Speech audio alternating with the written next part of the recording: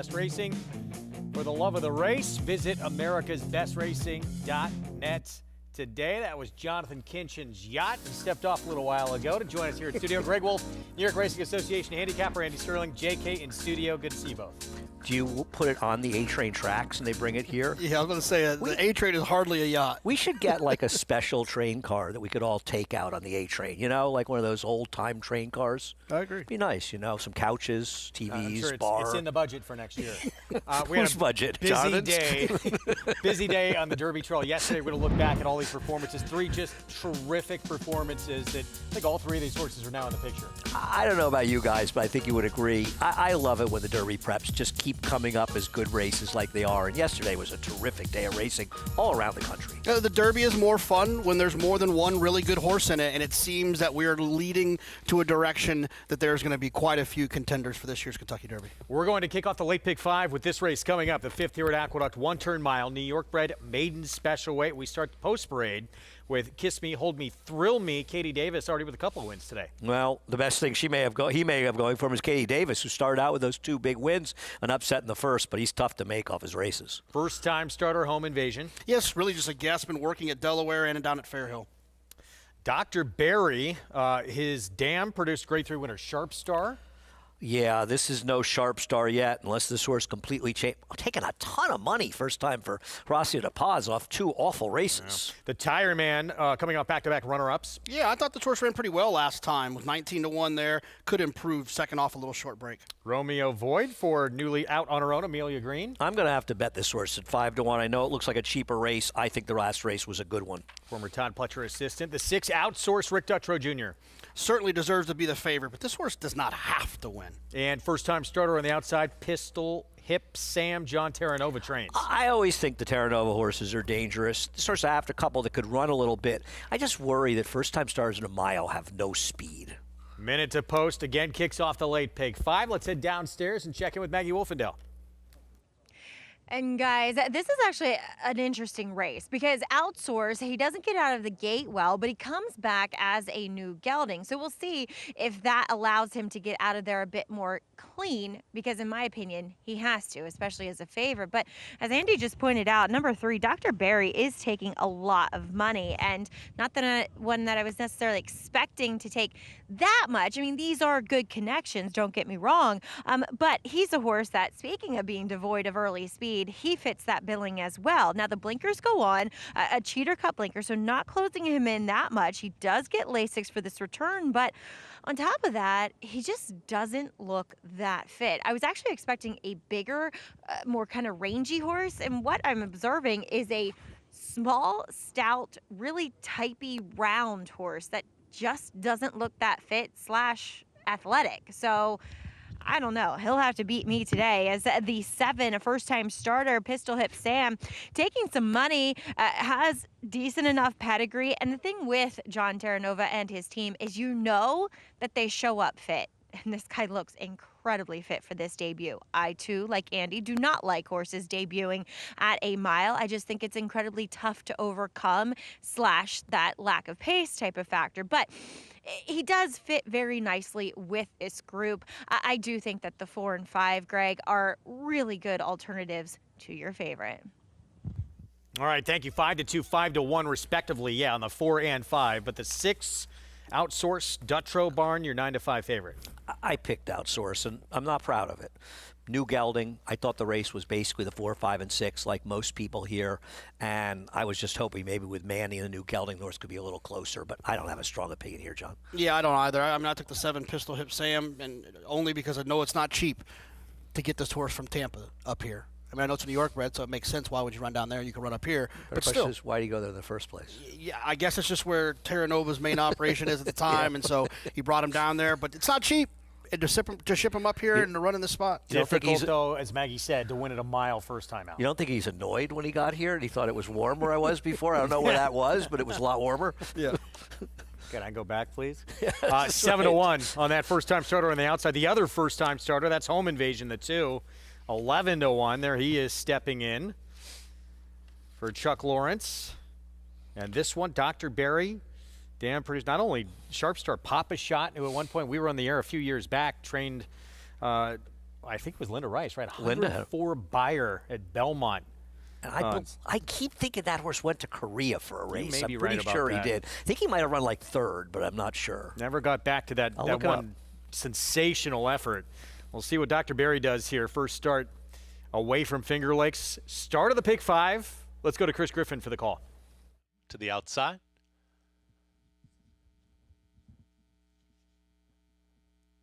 Goes in. All set.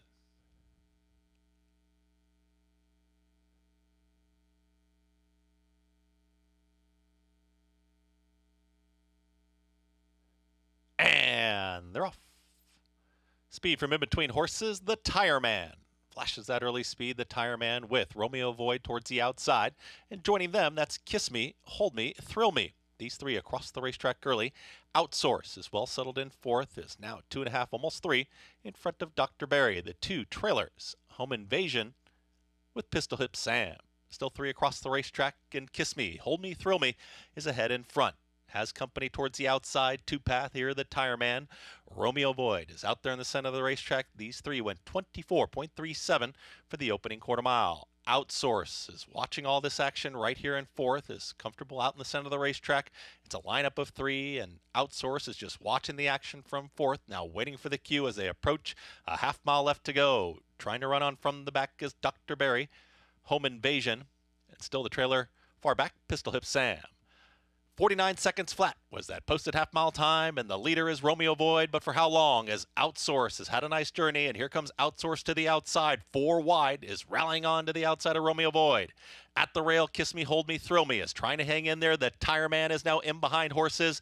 Dr. Barry starts to commence a rally from the back. The Tire Man switches to the outside. They get set to reach the top of the stretch, and Outsource did not run right by Romeo Void, who's got more. It's Romeo Void towards the inside. Outsource with every chance to pass this leader. Outsource out in the center of the racetrack. Romeo Void continues to contend and boxes back on down towards the inside. They're getting towards the 16th. Outsource is just now edging clear late. Romeo Void is back to second. Romeo Void was game, but Outsource will give Manny Franco another one. Outsource wins it over Romeo Void. Dr. Barry, then came a photo. That was the Tire Man with Kiss Me, Hold Me, Thrill Me. In 1 minute, 44 seconds flat. 9-5 favorite starts this late pick 5. It's Outsource. Rick Dutrow Jr., Barn, Manny Franco.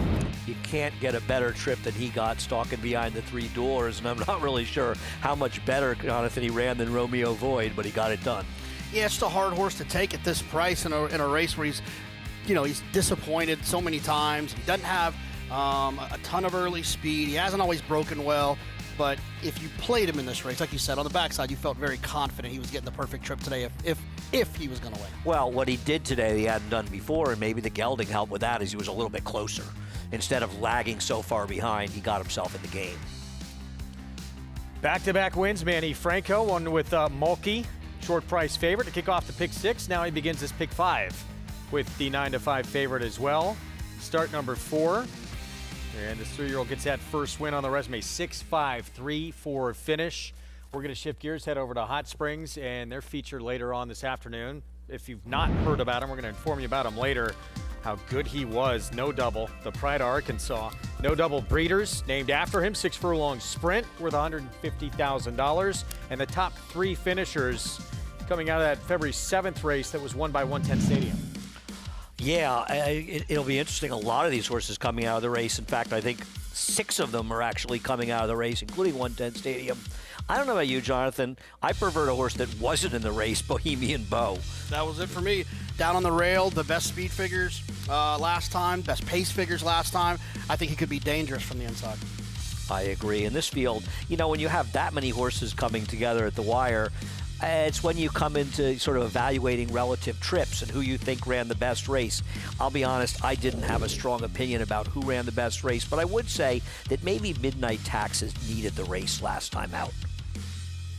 Second back for that horse for the Chris Hartman barn off a short layoff. We're going to check in with Richie Migliori now for more on this no double breeders. And Mig, the one these two guys were just talking about, Bohemian Bow, tackling a lot tougher company lately. In a lot tougher company. He also looks to me to be controlling speed in here. He has the most natural speed, and he has gate speed. He leaves the gate with run on his mind. He won this race last year. You get the 3 finishers from the no double last year, and Bohemian Bow and Willow Creek Road and Lockmore as well. But the other thing that you got to think about too, guys, is they don't get to compete on Lasix today, and Bohemian Bow has run maybe his best races when he's not on Lasix. So there's really, to me, no weakness here. I think he's just going to jet away from the gate the way he does and lead them on a merry chase. I really think he is a very strong favorite here. That's a good point on the Lasix for Mig. Horse who loves it at Oaklawn. 4 wins, 3 seconds in 10 starts. Looks like controlling speed from the inside. No, and that's a great point by Richie. If you look through, he's got that one race showing without Lasix where he ran a 90 buyer, and that's always a question you want to ask yourself when horses come off Lasix. Here's what's ahead, presented by Claiborne Farm. Races 6 through 9, late pick 4 here in New York on this fast track. And at Oaklawn, races 4 through 10, they're fast in Hot Springs. That 4th race just 2 minutes away. The race we were just talking about, the no double breeders, that is race 7, Bohemian Bow 5-2 morning line. You can play it all right there. Get signed up, started, and bet any track, anywhere, anytime at Naira Bets with that offer, that $200 deposit match sign-up bonus when you punch in that code for new members and sign up, match 200. Again, there you go, NairaBets.com. All right, let's get into this race coming up here at Oaklawn as they're approaching the gate. Mile and a 16th, all for sale for $20,000 in here. Non-winners of 3 life claiming race. And my question for you, Jonathan, I favor the horses towards the inside, horses like the 2, 3, and maybe 1. And Richie can answer it. I don't think Big Drinker is any great shake at 2-1. Let's check in with Mig for more. Favorite right now, Mig, is that 10 to the outside, Big Drinker. Yeah, I mean, I think, you know, Andy makes a good point, too. He doesn't have a great post either, the 10 Big Drinker being outside. He's a horse that's more of a closing type. What kind of trip can he work out from there? Now, he comes out of the same race as the 1, Ain't That a Kick, and Ain't That a Kick, to me, ran a much better race than the 10 Big Drinker, and you're getting 5-1 on Ain't That a Kick. Now, he didn't break particularly well. He was a huge price that day, but he made up a ton of ground and was finishing best of all last time after that poor beginning. He's not always the most consistent type, and he does have 2 wins as opposed to 8 seconds. The 1 Ain't That a Kick. So, you know, there are questions there as well. But if you like the 10 at 2-1, how do you not like the 1 at 5-1? I thought the 6, Little Bro Coop, was a little bit interesting coming from Fairgrounds, just because I think this horse is going to have speed and be forward. And he really caught my eye in the post spread. I just liked what I saw. You know, at first blush, you say this horse is dropping down, but this horse has run cheaper in the past as well. And then you have Big Drinker, who, listen, he looked fine in the post raid. I just wonder with that post what kind of trip he can work out. Yeah, thank you, Mig. Favorite remains that 10 horse to the outside. That turn comes up fairly quick. Yeah. Stuck outside. You know, I mean, I think the 3 might messes the speed. I don't love the horse claimed away from Tom Amos, but I didn't think it was impossible because he'd be forward. I thought Jonathan Richie's points about the 1 Ain't That a Kick. The only problem with Ain't That a Kick is he doesn't win. Yeah, he's come from so far out of it. But I will say this: you watch his last 2 races, he was wide on both turns. This situation, if he ends up wide in the first turn here, I don't understand how that can even happen. He's going to break slow. He's going to be sitting back there by himself. They should be able to glue themselves to the rail for the first turn. They'll probably have to circle for the second turn, but you'd like to think that there'd be a lot in the tank being able to save that ground early. Right, the difference between drawing the rail and post 10 when you're going 2 turns. Post 10, you got to do a little work to get yourself some position. Like you're saying from the rail, you just sort of let them fall into that position. Cross Country Pick 5 starts in this 4th at Oaklawn, so races 4, 5 at 6 in Hot Springs, and then races 6 and 7 at Aqueduct. It paid with a 2-5 favorite ending it yesterday. I think over $1,800. I could have used that. And I think 2 other favorites in there as well. Yeah, a couple short price horses. And then, you know, there was the Gotham winner. Yeah, the But Gotham there winner. was That's an Brad even Cox. money shot in the next race, so it's not like, yeah, well, I was not involved. All right, good luck. You can play it at Naira Bets. Get involved. Final few moments to do so. Again, starts with this race here, this 4th at Oaklawn. Yeah, I would bet against. So the bottom has come up to 5-2. I haven't really looked at doubles to see if there's any big changes. I think Aaron is a perfectly logical alternative in this race. I know that he's moving up a bit off the claim, but I thought he figured to get a good trip, and I thought his last race was good enough to win here. Yeah, I'm going to go with the rail horse. I mean, if you're looking for a closer and you feel like this race could set up well for a closer, I much prefer the 1 who's twice the price of the 10. 5-1 on the rail. Ain't that a kick? Aaron, the 2, 4-1. Favorite, though, throughout. Big drinker to the outside. We'll see what Nick Juarez does. Try and save some ground here with that first turn coming up fairly quick. Good luck at the cross-country pick 5. Matt Dinnerman to get us started. Jim Ned a little restless in the gate as Patch O'Brien went in. Ben Dreaming coming up. Hess, post position 5, and Jim Ned still rambunctious in the gate, post 7.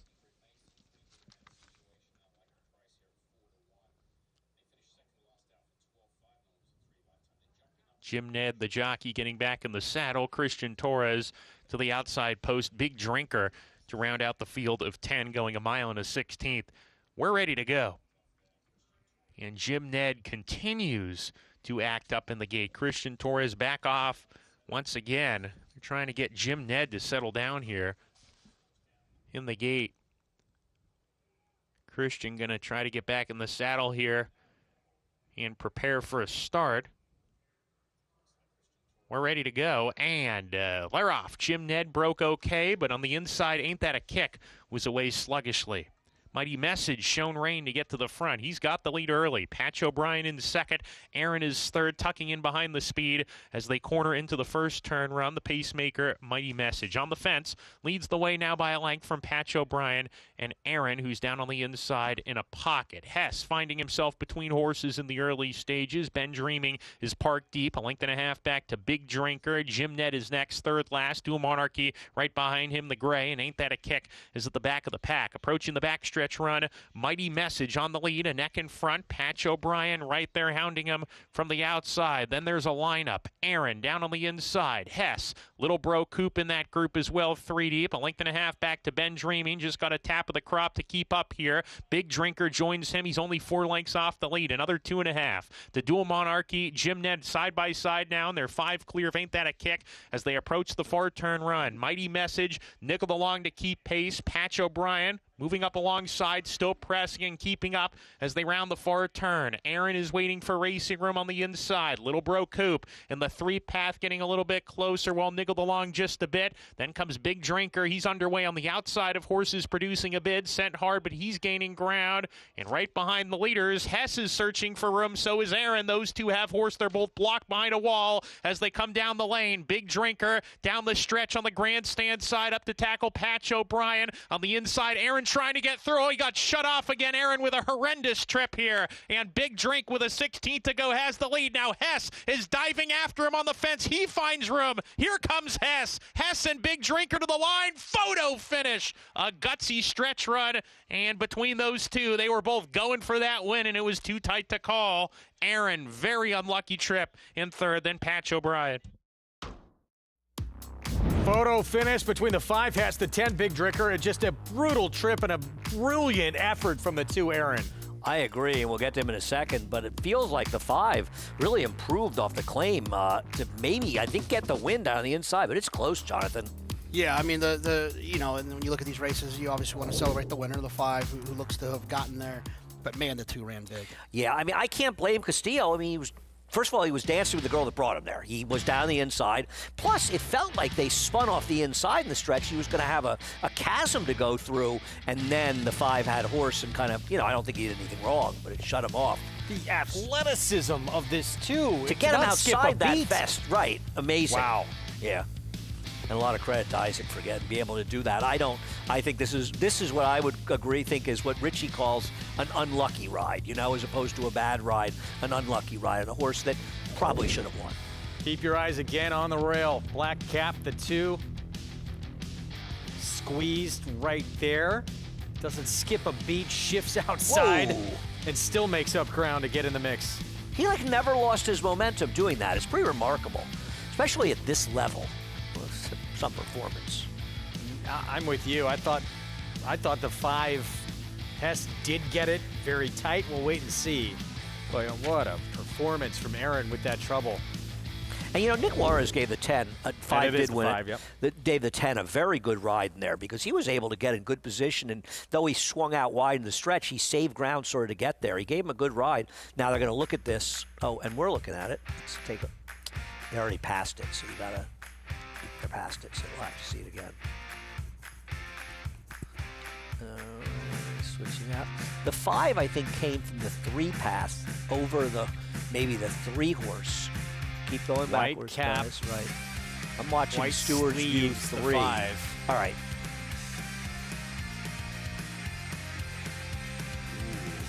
I don't think the 5 did anything wrong. If anything, isn't the horse outside of him kind of forcing him in a little bit? Jonathan, I didn't think he did anything wrong. I don't know about you. I'm going to see the head on again. I was looking at the pan shot. Normally, the only droning being is done in this set is us.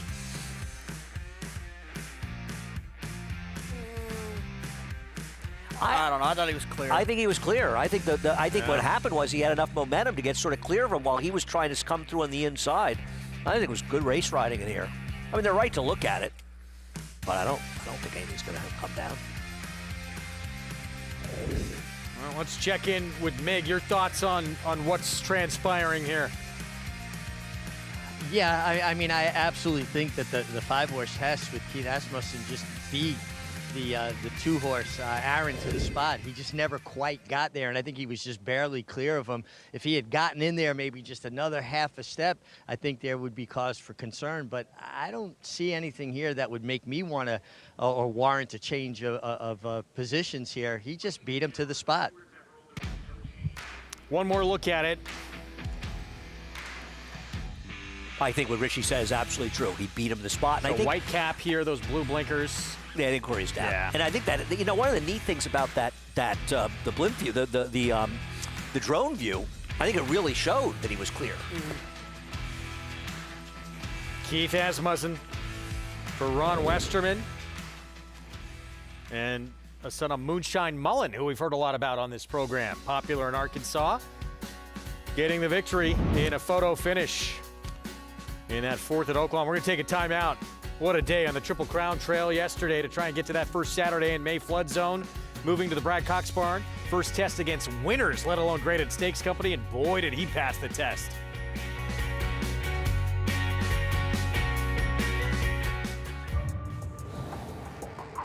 And here's Tama in the final stages. The Santa Anita Derby goes to Tama. It's Tama, absolutely terrific, winning Malibu by 4 widening lengths.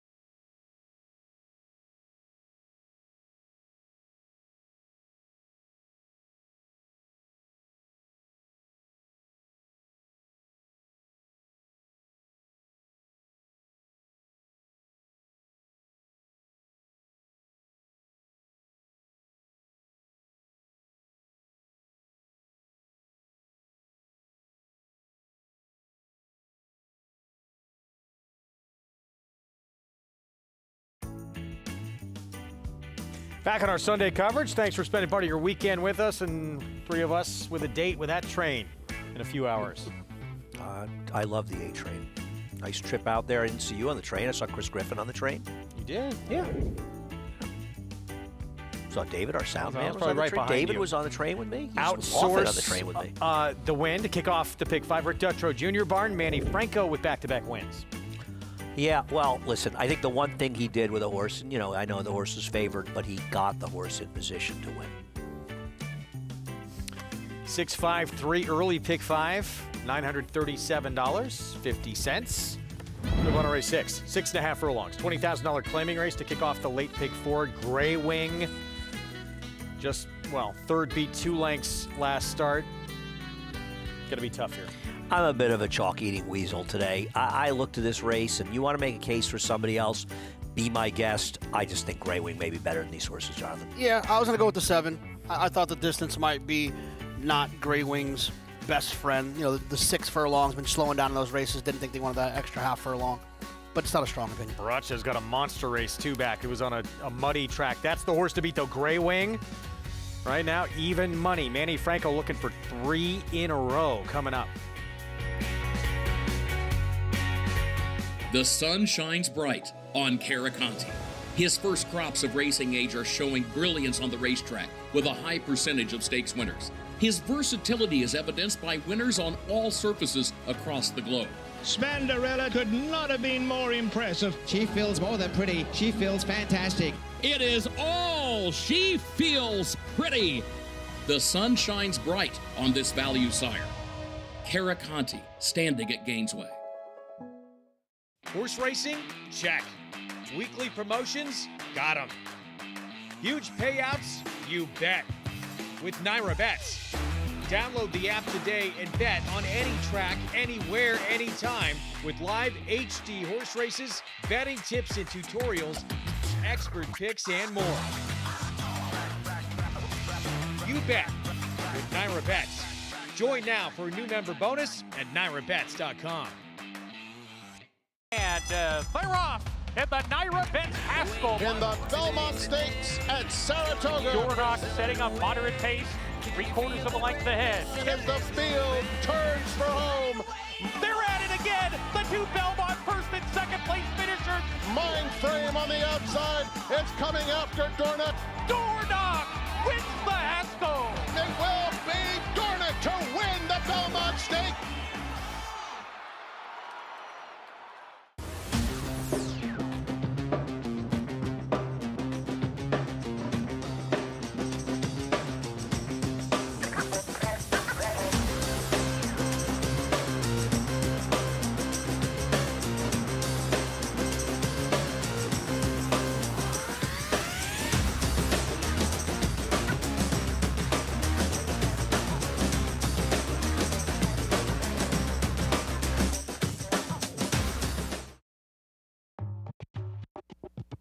Back with you on our Sunday coverage. You're watching America's Day of the Races. It's brought to you in part by legendary Claiborne Farm. 100 years of doing the usual, unusually well. Pick 4 coming up in New York with this race. This $20,000 claiming 6.5 furlong sprint. Gray Wing, we showed you going to break, is a very short price, just claimed now with Rob Atras. I guess you could look at a couple ways. He's from the rail. He has no choice. He's got to go. But how much pressure is he going to get from Best Bet? Does Baracho get the perfect trip outside? My worry, though, with Baracho, Jonathan, is if you look at him, every win he's had, he's been able to control. Yeah, he's also, these last 4 races have been on a muddy racetrack. His dry racetrack, though, 5 starts ago was pretty darn good. This is really more of a, and you'll understand what I'm saying when I say this, Andy, it's like more of an anti-Gray Wing for me than a pro-Baracho, why I landed on it. I get that. He did lose to a horse last time this race. We're looking at Seas Get Degrees that really, really improved. He's entered again next Friday. That really improved off the claim for his trainer. Listen, he was claimed for $25,000 by Mike Dubb and Rob Atras, running for 20, but that's how they play the game. I looked some stats up. Off the claim on the dirt, just for Michael Dubb alone, over the last 5 years, Rob Atras is 5 for 16 with a 253 ROI, 11 hitting the board. For what it's worth. It's really about pressure, I think, Wolfie, is how much pressure does Gray Wing get? I think if he gets into a little bit of a tussle, I feel like he'll spit it at the 16th pole. I can't believe Best Bet's not going to go, right? Who's riding Best Bet? Is that Romero? That is. Yeah. Well, I got to believe he's going. I don't think so. I didn't think he was impossible in here, by the way. He's been in some killer spots in his last 2 races. JK, how fast? And you picked Baracho. I liked him too. We'll get to it. But that race 2 back, did you have it incredibly fast? Yeah, no, it was fast too. But I don't necessarily trust those muddy races at Parks. The reason I'm leaning on him is because of his race 5 back, so I know that he can run well. Gray Wing went by. Here's JJ's Joker. Blinkers on. Yeah, this is a horse who's cutting back and adding blinkers. To me, it seems like they're trying to keep him connected in the race. Honorary Degree coming off a win. Yeah, he is coming off a win, but this is a tougher bunch. Should we ask Jonathan? Does he know? Who's Do you know who Scaramanga is? No. The man with the golden gun? You set me James up for that, Bond? Wolfie's over here You're not a smirking. Bond guy? You're not a Bond? You got to Man with watch 3 it. nipples? We have a lot of How do homework not for you know to this do. stuff? Best Bet, Romero Mirage, Gustavo Rodriguez. He's having a big weekend. He learned yesterday who Alan Turing was. I think Best Bet's going to run okay here. And Baracho, 17-time winner of this 9-year-old. I do know what horse. Baracho is. What is it? I think it's drunk in Spanish, isn't it? Oh, is it? I didn't know that. I did not know that. But Get you've him back, probably JK. been drunk and been down in Mexico or something. So, and I haven't, because I'm a respectable man, unlike you. This horse ran, I think, in the Alan Jerkins. Might have been so long ago. It might have been called the Woody Steve, called the King's Bishop back then. But I'm almost sure this guy ran in the Jerkins going back on the way back. Rusty Arnold had him. He He's won him with $700,000. Ran a really fast race, too, as a 9-year-old just 2 starts ago. It was a muddy, sealed effort at Laurel. With more, let's go down to Maggie. Yeah, we'll check in with that 17-time winner. Now, I too landed on Gray Wing. I just thought he was the most trustworthy, and I don't think that he's necessarily the horse that's going to be mixing it up with Best Bet. I do believe that will be the outside runner in Baracho as he returns to the Naira circuit for the first time in a long time. Makes a good impression. It's a horse I always liked when he was in those higher caliber races for Rusty Arnold, as you just heard Andy mention. But all things looking good, and the first time back on a fast, dry track for a long time. So getting a big warm up out there. I do like the fact that he gets an outward post. I think that might help his chances the most, because last time he sulked when he did not get the lead. And, when you look at it, it looked like he had the perfect setup because they were going fairly quick up front and he was just well placed behind them. But he wanted no part of taking any sort of kickback and not seeing anything else in front of him. As we'll move on to his inside with the likeliest fastest horse, and that's number 5, Best Bet.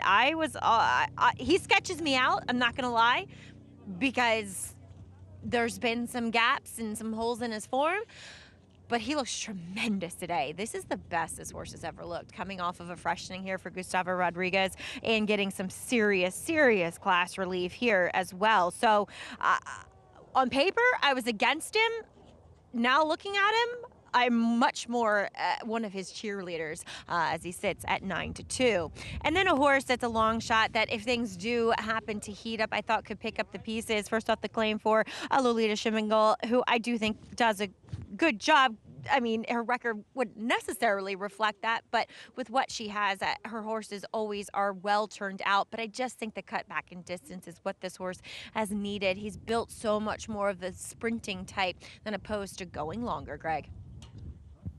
Yeah, we're both way on board, maybe even more so. Forget the record with Lolita Shivmangle. We both think she does a terrific job. She doesn't get the kind of horses a lot of these people do, but her horses seem to show up. I agree. She's one of these trainers I always give them a second look, and I did look a lot at Scaramanga, and I have respect if you want to take them. Didn't love that she took the horse from Horacio de Paz, and I don't like the horse was inside last time, which was the place to be. Having said that, the race is 2 and 3 back. Give this horse a chance to win here, and he's a big price. Yeah, I mean, I think it's an important thing. I don't want to compare, not comparing this person. I'm just saying, like Dave Donk, his numbers don't match what he is and who he is as a trainer. And I think that sometimes it can be easy just to dismiss someone because they might be 7% for their career or only got 1 win for the meet. They actually are. Their horses are outperforming what their odds suggest they would. Yeah, I think you're right. I think that's it's too much emphasis. I mean, obviously, when you bet, you want to bet winners. But in looking up stats, looking things up, like sometimes too much emphasis is put on winners. You find a trainer that doesn't have, great numbers, but you look at he's running second and third at 15-1 and 20-1. You're finding a trainer that's getting horses to overperform, and that's very important. It's not always just about the win stats. Things evening out a little bit on the board between that one right there, Gray Wing, and the outside runner, Baracho, the old warrior, who you guys, did we say this? You looked it up, ran where? The Third? Jerkins and the Woody Stevens. You ran third in the Woody Stevens in 2019 when Hog Creek Hustle won. That was on the undercard of Sir Big Winston's upset that Belmont day. Day. Yeah. Wow. Yeah. That was the Gold Rail Day, but as we were talking about it, that race collapsed. It was a crazy fast pace that day. It probably collapsed because everyone in the room knew it was a Gold Rail, and they were trying to get there, and that's when the pace got too quick. I think, was Honest Mischief in there? I think he might have been. I'm not sure. Even money. Gray Wing, late pick 4 starts here. Let's go to Chris Griffin. Baracho.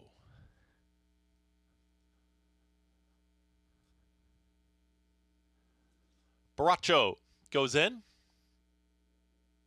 All set. And they're off. Best Bet and also Baracho. They both broke very well from the outside draws. And there's Best Bet, who's got the speed as a neck in front. Baracho's not going anywhere, though. It's going to stay right next to this leader. And a pace stool now on the front end and easily moving to the outside. Gray Wing is now going to stalk from third. Is only 2.5 off the leading duo. Just behind them comes Scaramangas, alone in fourth. Towards the back end, there's Honorary Degree with JJ's Joker. They work up the backstretch 22-4 for the opening quarter mile and a pace stool on the front end. Best Bet and Baracho.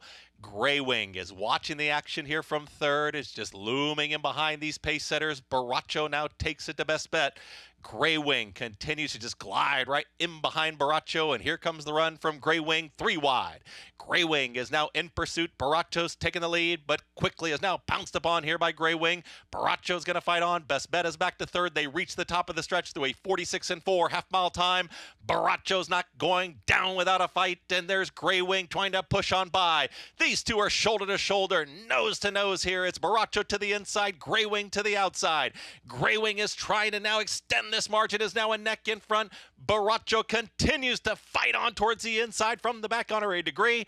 Gray Wing is almost there. Gray Wing gets the victory. Gray Wing wins it over Baracho, Honorary Degree. Then a photo, JJ's Joker with Scaramanga in 1 minute 20-4. They went fast early in here. Gray Wing able to take advantage 3 in a row. Manny Franco. The best thing that happened to Gray Wing was he broke a little bit slowly. And in breaking a little slowly with a 5 and 7 running off like that, it made it very easy for Manny to get in that perfect stalking spot instead of having to try to fight him from the inside. Yeah, I'm sure that was definitely plan B. I'm sure he wanted to probably break running and then be able to make that decision, but the decision was made for him, to your point, when he broke a little bit slowly, but it did put him in the perfect spot. To be right there sitting in behind these two horses looking each other in the eye. And Gray Wing, I mean, Baracho ran a winning race. You look where the 5 finished in here. 22.81 on this track, which is playing very slowly. It's gotten cold. You think about the fractions in yesterday's races, they were moving out there. Big effort in defeat. 1-7-3-2. By the way, Gray Wing just claimed by Rob Atras. 1 race off the claim, a win, and claimed away I'm again. sure he was claimed. Yep. They got 1 the and money. 3 both taken in here. Gray Wing, 7th career victory. Wins as a 6-5 favorite. Prices when we come back.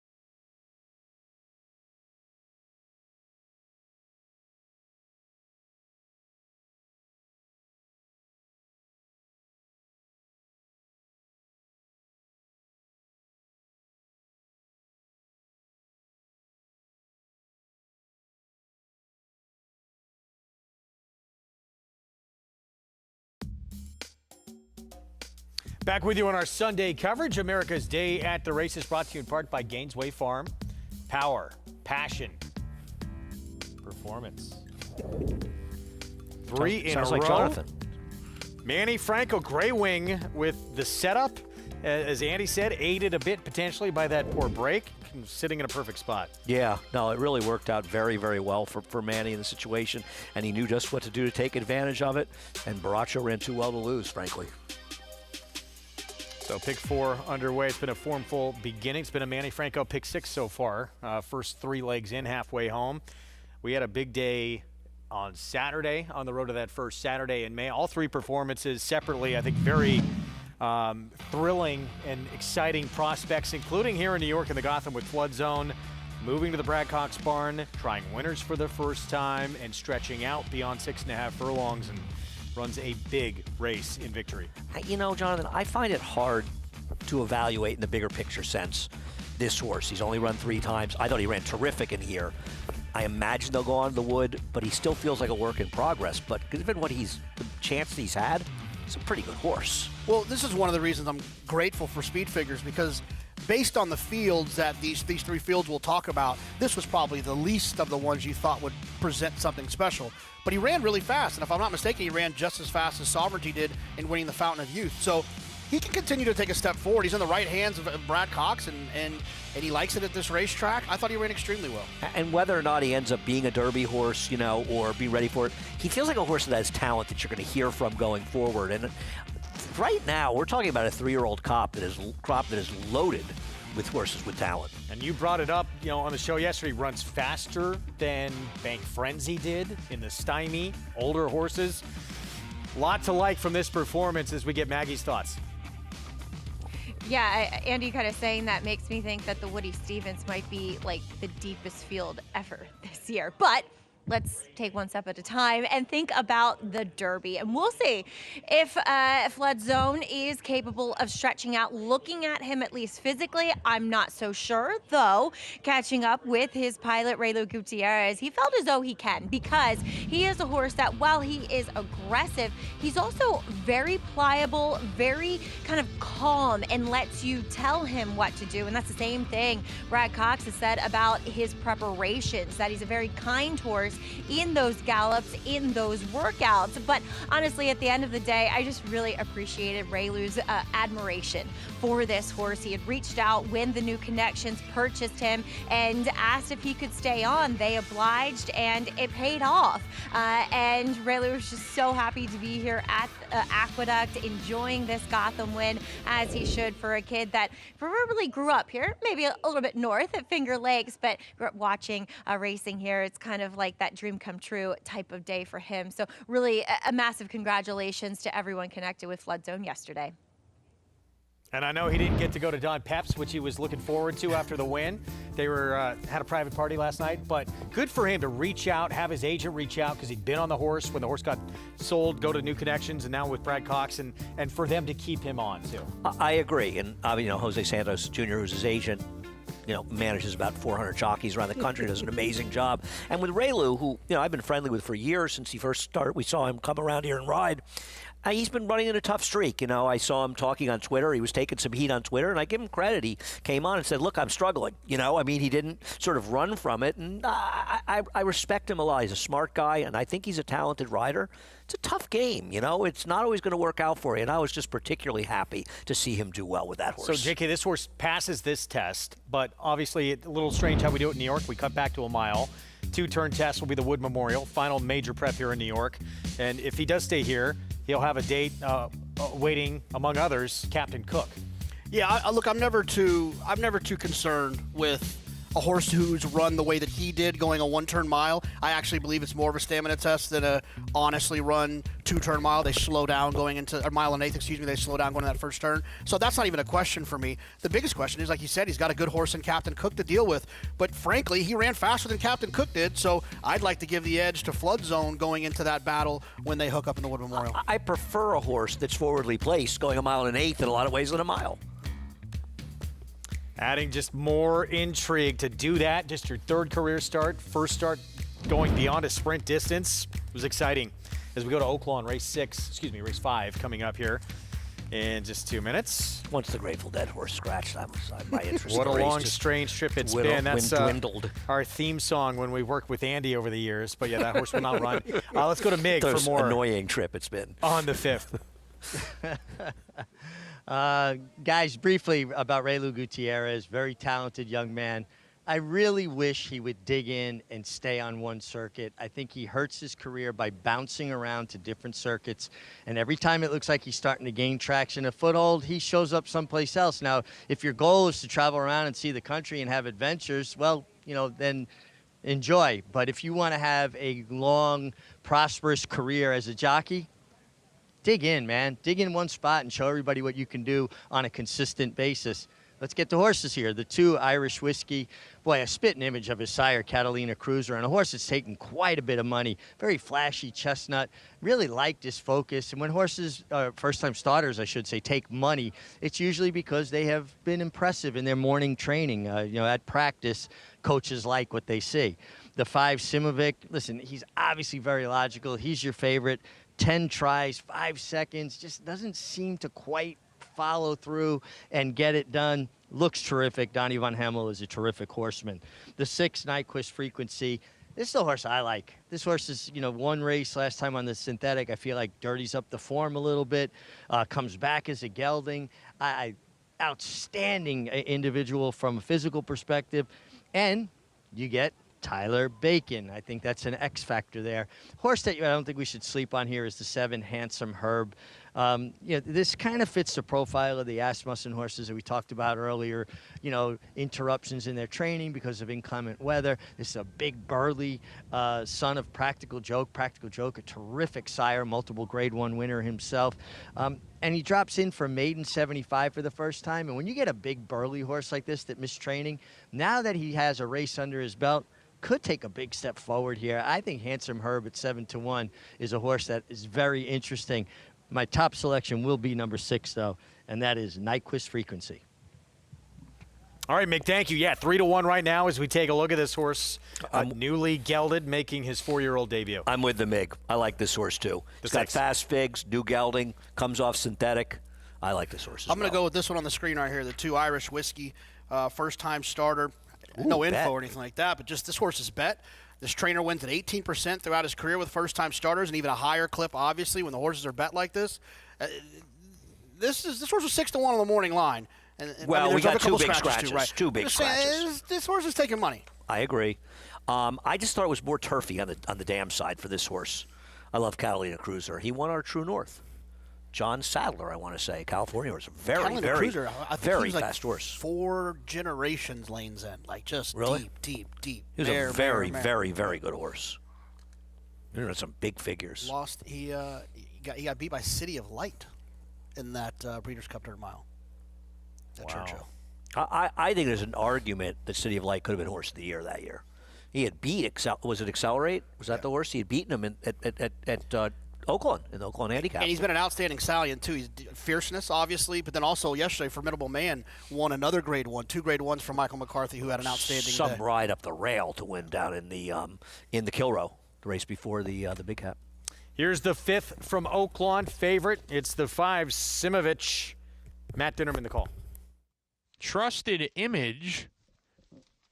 Hand to the outside post is my hero. We're ready to go. And Laroff.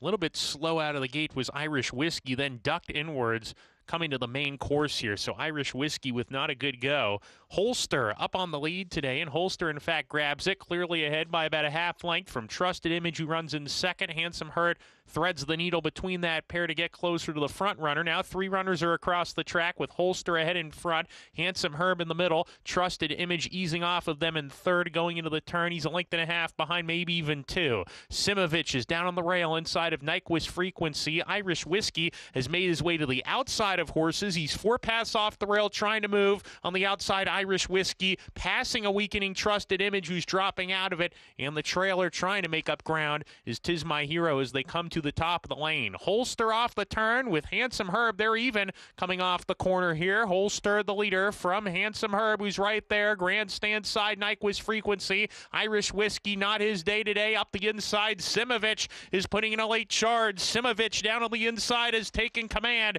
Outside, Nyquist Frequency tries to move with him, but it's Simovich. Simovich, lifetime start number 12's the charm. Simovich breaking the maiden. Nyquist Frequency second. Third home across the line, Holster, and then 'Tis My Hero, Handsome Herb. Second-itis, a thing of the past for the favorite here. 6 seconds and 11 starts coming in. Finally gets that first career win. And while he clearly had the figs to be the horse to beat, it's just so hard to bet a horse that's over 11 with 6 seconds. I don't think he got a particularly better trip in the 6. They were together on the turn. 6 just went to the outside. He didn't lose much more ground. 5 was best. Prices from Simovich in his victory when we come back.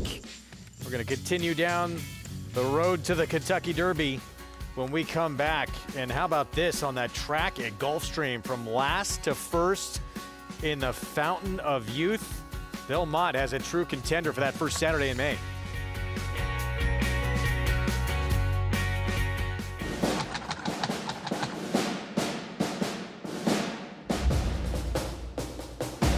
How magnificent was Full Count Felicia. Never in doubt. Coming down to the finish, First World War. Fort Washington on the outside. They're coming down to the line, and Goliad does it. Warfront, standing at Claiborne Farm. Enhance your handicapping with AI Fast Facts, exclusively on Naira Bets. Open your Naira Bets app, click View Runner Details, and a stat-driven fact will appear for all U.S. thoroughbred racehorses. Download the Naira Bets app to start using Fast Facts today.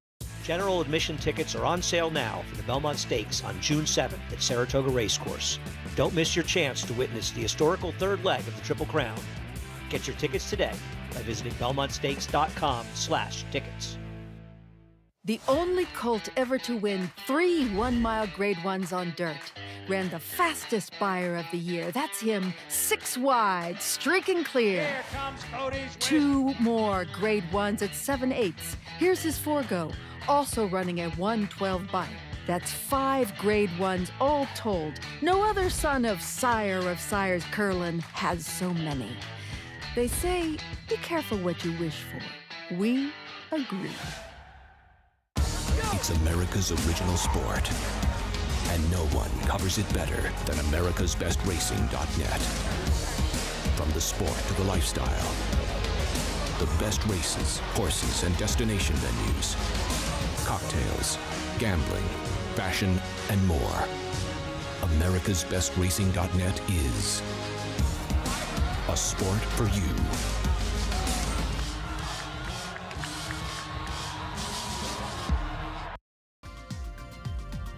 Back on our Sunday coverage, you're watching America's Day at the Races on Fox Sports 2. Thanks for being with us. We look back at the Gotham. How about in Florida and what this horse does off the bench in the Fountain of Youth for Hall of Fame trainer Bill Mott. Sovereignty goes from last to first at Gulfstream. Not a trip you talk about a lot that wins. Tell you what, Jonathan, when he starts kicking in, he can really kick in. When a horse is running so fast that I can visually tell they're running fast, because I don't have the trained eye that a Maggie or a Mig has, you know they're really rolling. Yeah, he's never run a bad race. Wasn't going to win a race going shorter in his debut at Saratoga. He ran a good 4th. He ran to Prater, who is a very promising horse, and I think he's supposed to make his debut pretty soon, or Prater has no chance to make the Derby, make his 3-year-old debut, I should say. He's run, wins a stake and is, as a maiden and just devoured the field. He's good. What's interesting about him is he had bad workout reports, right? He's not a good workhorse. There's good horses that aren't good workhorses. There are bad horses that are good workhorses. That's off a 4-month layoff as well to do that in his 3-year-old debut. Pretty impressive. Yeah, he's a good horse. The runner-up ran well. I agree. River Thames He ran very well. Yeah, trying to go. The other speed just completely collapsed. Yeah. But maybe, and these were both impressive, certainly the Gotham and the Fountain of Youth, this might have stole the show. San Felipe And Journalism, another one, coming off the bench to run down Barnes and just get the biggest figure we've seen yet. Jonathan, I don't know how you watch. I mean, this horse, he picked up that distance on Barnes in the blink of an eye. This was a very good race by two very good horses. Oh, he was finishing, man. He ran away from a really nice horse. Look, that 108 Beyer speed figure, just to put that into perspective, I mean, that's faster. That's American Pharoah justified type numbers. Better than those horses were running, especially leading up to the Derby. And if I'm not mistaken, even better than either of them ran in the Derby. Well, this horse is a serious horse. I'll give you more perspective. An hour later, they ran the big cap, and Locked looked like an absolute monster out there, and he got a 109 Beyer. Now, nobody's saying right now if he and Locked hooked up, he would beat him, but the figures say it'd be pretty close, which is pretty amazing because Locked, who missed the Triple Crown Trail last year, could well have been a major player in those races. This horse has to be considered the favorite for the Derby. Incredible performance with what he did. Yeah, Rispoli said when he put him in the clear and asked for him, horse just went into beast mode, and it looked like it. No, he was and good. the great thing about this, there's two things. One is that this was off a very long layoff for him, too, to run that number, a 108 Beyer. The other thing is I'm very happy that this horse is in the hands of Michael McCarthy because I can't think of too many people on this Derby trail that have been around more Derby horses, right? Working for Todd Pletcher for all those years. He's going to make the right moves with this horse, push the right buttons. I'm really looking forward to seeing what happens Won with the Preakness with Ron Bauer. This would be just his second Derby starter endlessly, who he probably didn't He want didn't to even go want to to that run race. anyway, right? Turf Be the horse. first one he might want to run. Yeah, wound up ninth in that race. This is but the moment, Greg, you've been waiting for. Greg has been bothering me all day. I just wouldn't release it. Here we go. Talk to us. Yeah, I want people to understand, I'm not saying I'm picking Journalism to win the Derby. This is where I think they stack up now. Particularly, I think Journalism and Sovereignty after yesterday should be listed as 1-2.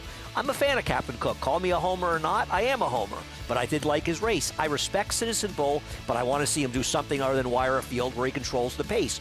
I'm not giving up on Burnham Square yesterday. He didn't run great yesterday, but I want to give him another chance.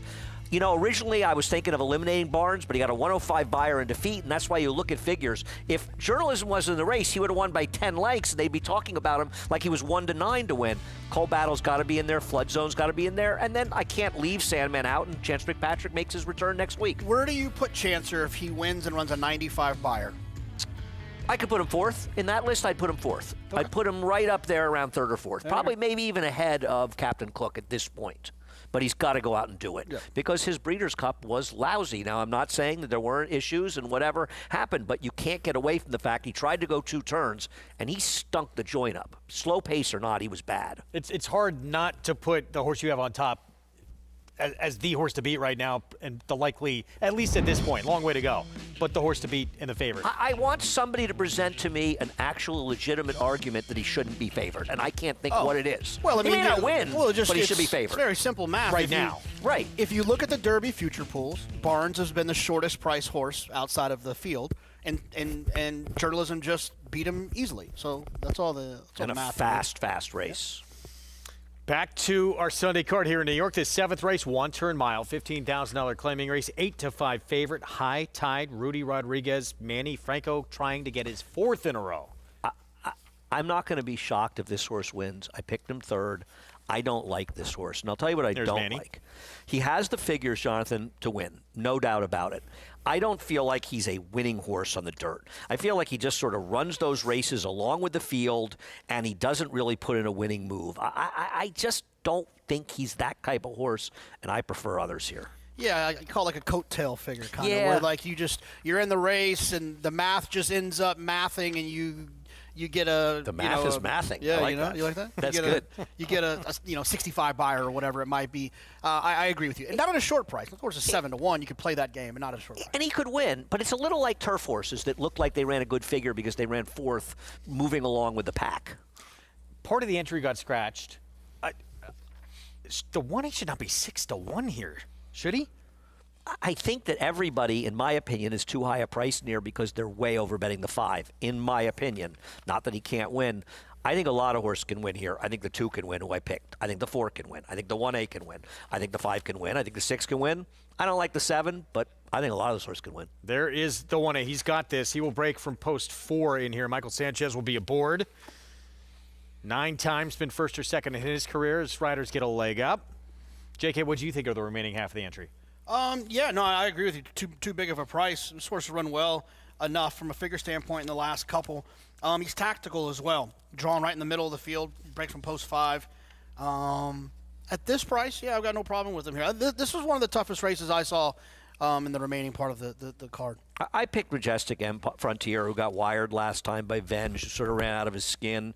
He's run some good figures in the past. I was hoping he got to it, but I thought this was wide open. Post parade. Here we go. 4 minutes away from this 7th race coming up. And here is the remaining half of the entry. Again, post 4 for He's Got This. The concern is the pace. It's not as strong without his entry made in there, and I think that can help Coffray. But I do agree with you, Greg. I think he's a bit of an overlay. This one inherits the rail. Majestic Frontier, who Andy likes. He's constantly just been wide in a lot of races. You go back to when he was drawn on the inside a few times. He's run well down there.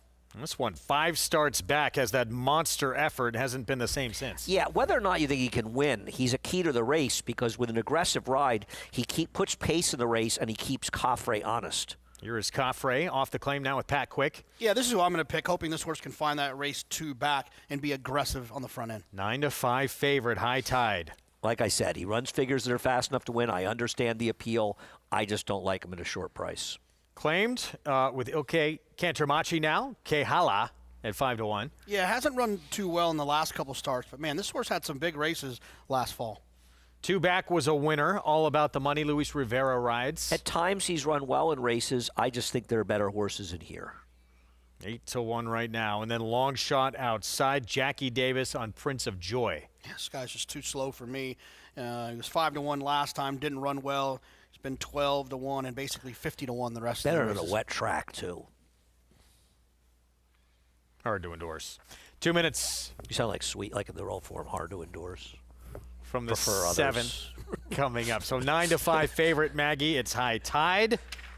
Take it away. High Tide can win, Greg, but look, I'm not his biggest fan. The fact that he doesn't possess any speed concerns me consistently in his races. But looking at him, he looks fine. I wish he looked better in his coat. If, I'm splitting hairs on a short price favorite. But let's look at the horse that JK is interested in. That should be the speed, and he's acting like it. I like to see that. When the speed on paper is acting like a speed horse prior to the race, in that they're on their toes, they're sharp, they're aggressive. That's all the things that Coffray is. So he is in the position to take these on a merry chase if nobody else decides to go, which it doesn't look like there is anybody as fast as he is. So he might be able to dole out some somewhat tepid fractions and take these gate to wire. Now, number 2, Majestic Frontier. I thought it was interesting what Jonathan said, because I was trying to think about this, because I thought, too, he's a horse that always wants to be wide or is wide or what have you. But weirdly, he's wearing a burr on the inside. So therefore, that means he has a propensity to lug in. So I'm a little confused by that. But if he wants to lug in, at least he draws the rail. So that makes things maybe a little bit easier for Jose Lescano. And when I'm talking about with a burr, it's a round disc that usually has kind of like rubber or plastic nodules on it. So when a rider pulls the opposite rein, so to prevent a horse from lugging in, it'll tighten it up and the horse will feel pressure on that, so therefore they'll stop trying to lean in. I don't know. I don't particularly love this horse, but Andy brought up some good cases why you might. Now, the horse that just looks best that I'm going to try one more time with is number 6, Kehala. Ilkay Cantermachi picks him up, and he hasn't gotten back to some of his better races since that little layoff from November to January of this year. But he looks fantastic. Great coat, great conditioning, and he looks more fit than what he did in his last start, in which I thought he encountered some trouble down on the rail. He was tracking the pace. He kind of got shuffled back around the turn, and then he was in a tight spot along the rail in the stretch. So I can forgive him. Obviously, if he doesn't show up here, then I'll never want to take him again, Greg, but I'm going to try yet again. Never allowed to take a holiday. Notated Maggie, this moment we've got this in written history. down. It's in stone. 3-2 favoritism on High Tide, the 5. Do you get the feeling a little bit, Jonathan, that it's a complicated race and somehow everybody's deciding to take this horse? I get it. He's got figs that make him sort of the horse to beat in here in his last few races. He certainly could win. But this feels like way too complicated a race to take $5 on anybody. Yeah, I mean, he hasn't won since he won on the turf last March. He's never won on the dirt. I only won on a wet track once. Look, we probably put him in the winner's circle. He probably runs off the screen. It's not For a great this group. field, though, that last start it's the race to beat. I picked him third. I'm not going to be surprised at all if he wins. I just don't think he's a good bet at 3-2. I'm not going to get in a soapbox and say he can't win. He has no shot. Throw him out. I just think it's hard to explain. He's just a horse to me that doesn't do winning running. You know, I believe in speed figures, but I think there's more. There's a lot more of the game than speed figures, even though we all believe that they're an absolute truth. They're not the only thing that matters by any stretch of the imagination. No question. 3-2 favorite, though, remains High Tide, third off a short layoff. Meanwhile, the other half of the entry, that price has come down a bit. The 1A, he's got this down to 9-2. Set for the 7th, Chris Griffin, the call. And they're off. Speed towards the outside from Prince of Joy is in the early mix. Also, He's Got This is trying to work on through. Gun Maestro is trying to assert now, and there's Gun Maestro at the rail, is now going to put a head in front. Stalking right off the pace setters, Caffrey is not going to let this leader get away. These two hook up as they come out of the chute and hook up at the back stretch. He's Got This is well settled in third. Prince of Joy is out there in fourth, and the orange captain at the rail. Moving up fifth, that's Majestic Frontier. 2 lengths behind them. That's going to be all about the money with the 2 trailers, High Tide and Kahala. They work up the backstretch 23 and 4 for the opening quarter mile. Gun Maestro has a half-length lead, and Gun Maestro, the big number, is in front, is up by 3/4 of a length with Caffrey applying the pressure. It's been a nice trip so far for He's Got This. Majestic Frontier has been saving all the ground as they've got less than a half mile to go, 48 seconds flat for the half mile time, and the leaders are coming back to the field, and that's really bunching them up. And here comes He's Got This, who steers clear. They're going to go around these leaders. It's He's Got This, who's kicked on, is up by a length and a half. Majestic Frontier worked off the rail, went around the pace setters, is now ranging up to the outside of He's Got This, who got the jump. Also trying to work on through.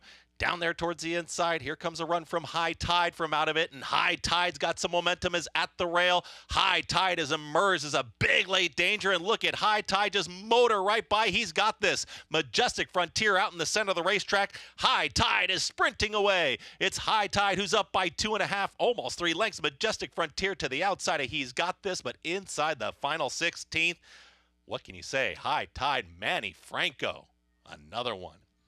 Majestic Frontier second, then He's Got This, and Kahala in 1 minute 41.42 seconds. High Tide up the fence, the win, 4 in a row. Manny Franco, he's been the entire pick 6 to this point. And he won like 3-2 was the right price. Would never have taken him at that price. I don't think anyone's surprised he won here, and you, Jonathan, you called him a winner at the 3/8 pole. Yeah, like the horse was just one of those situations where he was getting a good trip. He looked loaded. The rest of the horse were riding. Manny's making all the right decisions. He split horses, dove down to the inside. Not that he needed that extra ground to save, but okay, certainly helped. I'm trying to figure out how our board here says there's a photo for show. The 1A was third by about 12 lengths ahead of the 4th horse. Well, there may have been a photo for second. Well, am I the only one that is finding this a little crazy? Yeah, it's a little crazy. Yeah, I'm looking at our other TV where it says photo for show. The finish was 5-2, 1A. There we go. 5-2, 1A, 6. Trying to figure out who the show horse was. High Tide with the win at 3-2. And wow, the story of this Sunday card, no question. Manny Franco, 4 straight wins. Second 4-win race, 4-win day this week. Yeah, Thursday he had 4 as well. Guess who's back? Horse of the Year, Torpedo Anna, making her 2025 return next week. We'll have it for you live at the Azeri preview coming up. Introducing Peace and Justice, new to New York in 2025. a proven sire with over 200 wins, 16% wins per starts, and one of only 2 New York-based stallions to have a graded stakes winner at Saratoga in 2024. Now, with 3 different racing surfaces coming to New York, and with New York breds running for equal purses as open company, Peace and Justice is the sure choice for 2025. Peace and Justice, now standing at Irish Hill and Duchess View Stallions in New York.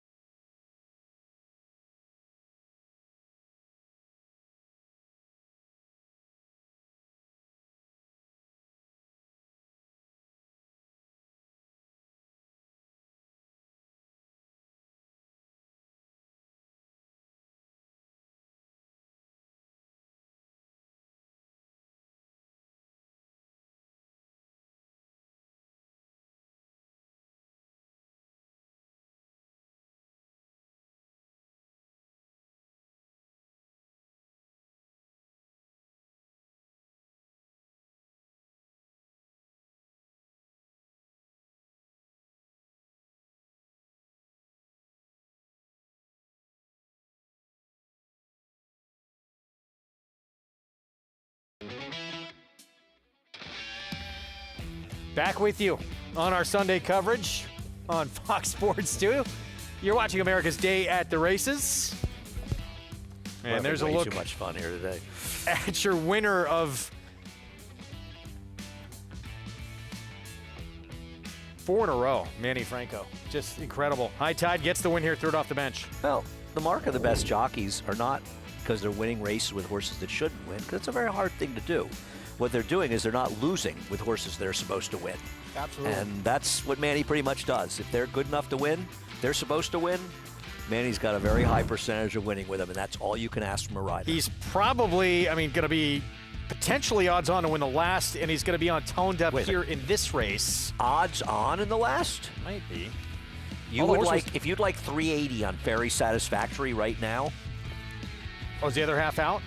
No, he's. Oh, you like both of them? You can have them both for 380. No, I like the 7, but even money morning line. Oh, they are? Yeah. Okay, all right, then I'm wrong, as usual. And you're right, as usual.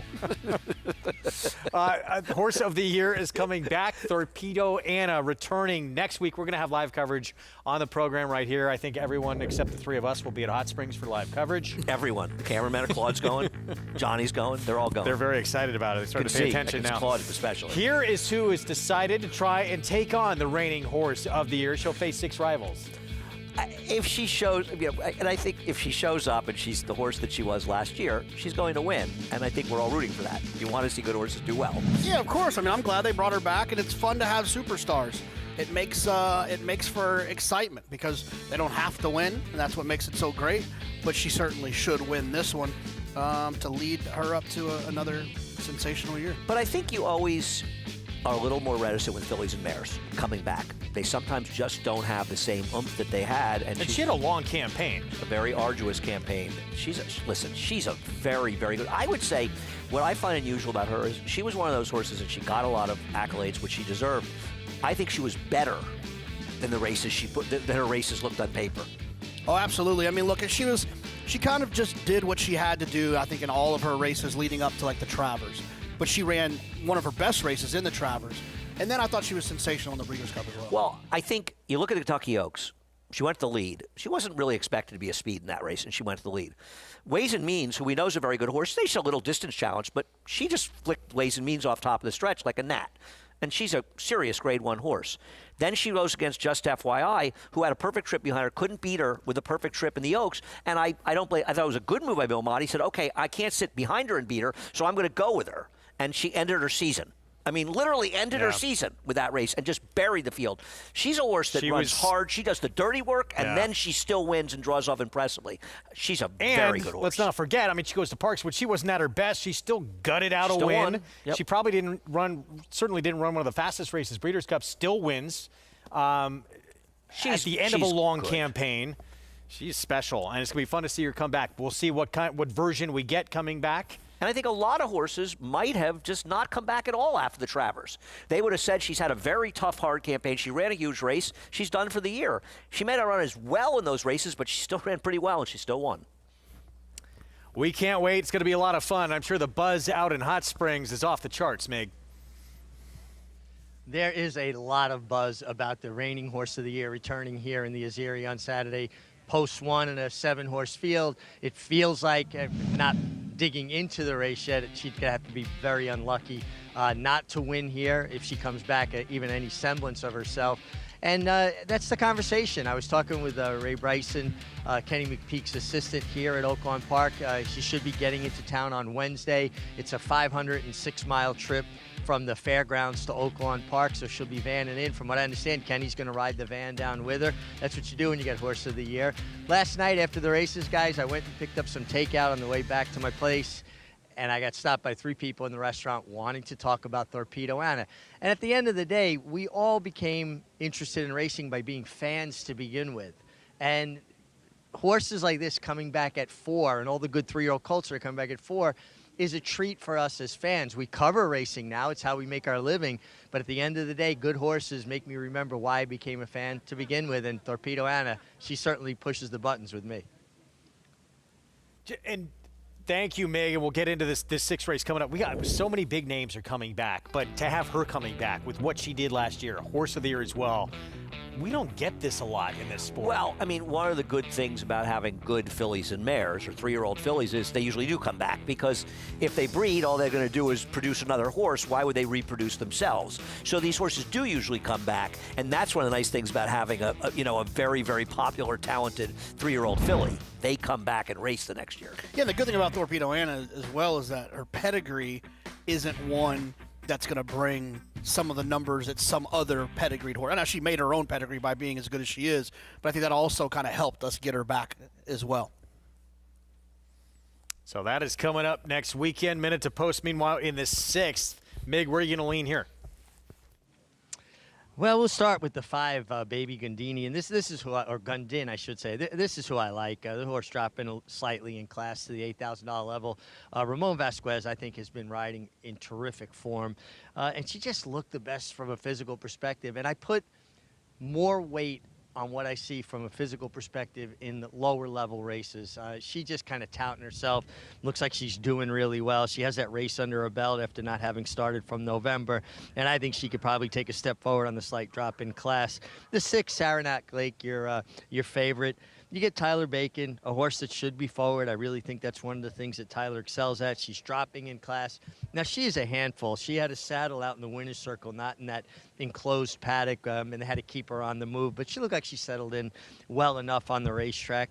And the 10-horse Dream Princess, she's going to have to improve off of her, recent form, but she has races that could be competitive here, and maybe just getting a little bit more class relief, getting down to the bottom. And I know, some people say, well, she ran for 10, this is 8, she ran for 12.5, this is 8,000. But 8,000 is the bottom. There is no place else you can go. So when you drop to the bottom, that's usually the easiest possible spot you can find. There's no place else left for them to go. And once again, a Steve Asmussen runner, looking terrific from a physical perspective. All of his horses do. And Keith Asmussen yesterday got his 100th career Oaklawn Park winner. Already 2 wins on the card today, so he's not wasting any time getting to work on 200. I'm not even commenting on that. But So 5-2 on the 6, Saranac Lake. Greg's starting trouble here. I thought the 6 and 5 were the two horses you wanted to hear. I mean, 6. Listen, I don't run to the window to bet horses going from 35,000 down to 8, but I'm not betting against the horse either. I just wish she would have run a little bit better in the last 2 starts, just a little bit. She runs that race from November. I mean, they can go ahead and just put her in the winner's circle right now. But the other thing, too, to your point, if you think it's between the 6 and the 5, there's not really enough of a price differential to say, oh, I'm not going to play the 6 because she's the favorite. For me, I'm going to go with the 6 just because I'm hoping that this horse can kind of get back to that. She's got enough tactical speed in the past to be able to at least put herself in the race. One thing I'll say about the 6 and the drop down, keep in mind, she's dropping from 35 to 8. She was claimed for 16.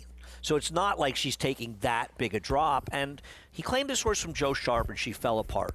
In my experience, and I think you've probably seen the same thing, Jonathan, and Greg too, horses claimed from Joe Sharp, he's a tough guy to claim from. So maybe he's just got a horse that's just not running well anymore, which makes the 5 a better bet. And it should be noted the 13 gets in.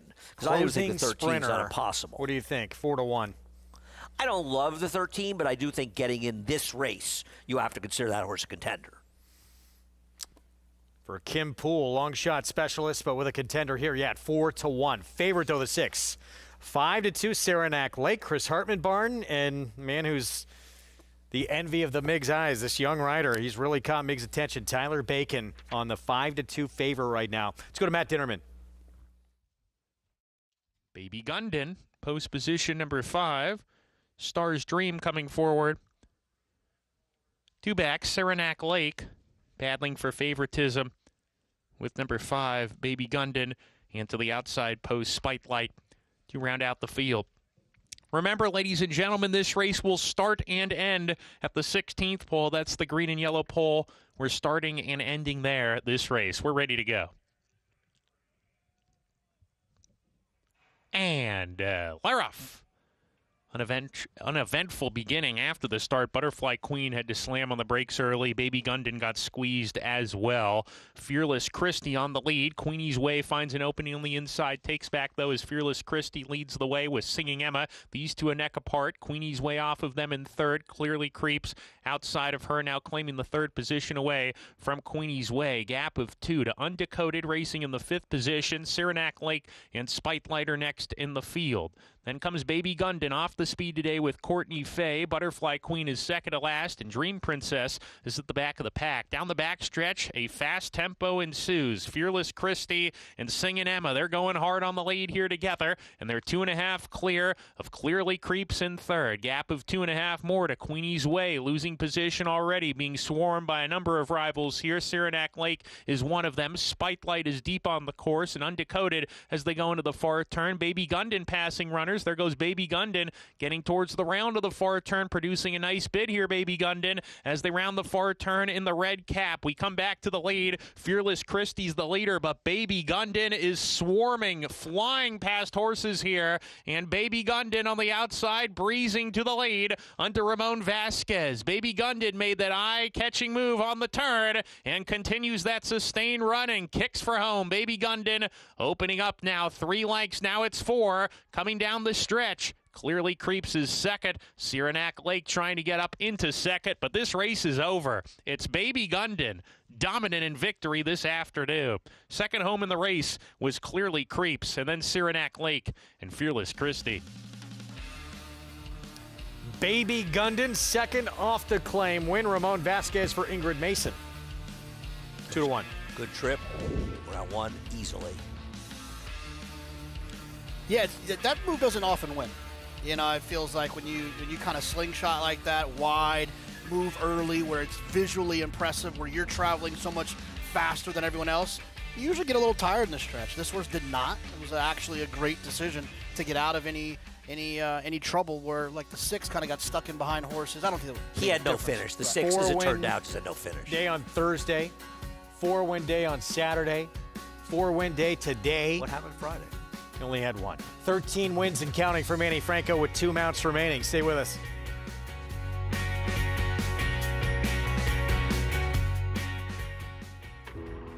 Justify comes roaring home. He's just immortal. Justify is the 13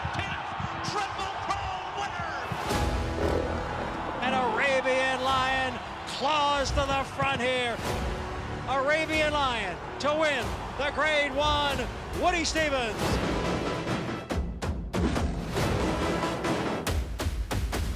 One minute, 21 and 3/5 seconds. Fasig-Tipton Digital presents Soul of an Angel. Graced with pure speed, she secured champion female sprinter honors, winning the Breeders' Cup Filly and Mare Sprint, earning the second highest winning Ragozin in the last 10 years of the race. Soul of an Angel! She also won the Grade 2 Ruffian and the Grade 3 Princess Rooney. Possessing divine looks, this racing broodmare prospect has earned over $1.2 million and counting. The Soul of an Angel flash sale, February 26th through March 4th on Fasig-Tipton Digital. Elite Power gets up to win the sprint. Elite Power to the front. At the 60th pole, Gunite is second, but Elite Power is moving clear and going to take the rear dirt sprint by a widening margin. 5-5 all debating at 875 down and down 900 and 900 pounds in. Elite Power does it again in the Breeders' Cup sprint in 108.34. The power of Juddmonte. Racetrack Television Network brings you every race, from every track, on every screen, every day. With monthly packages starting as low as $5, RTN gives you great value and access to more live HD streaming and race replays than anyone. Visit RTN.tv today to sign up and watch on almost any device, including Roku and Amazon Fire. RTN has packages that start at $5 per month.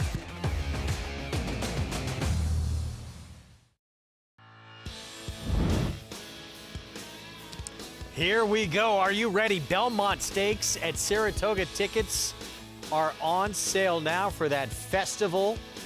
Be part of the action.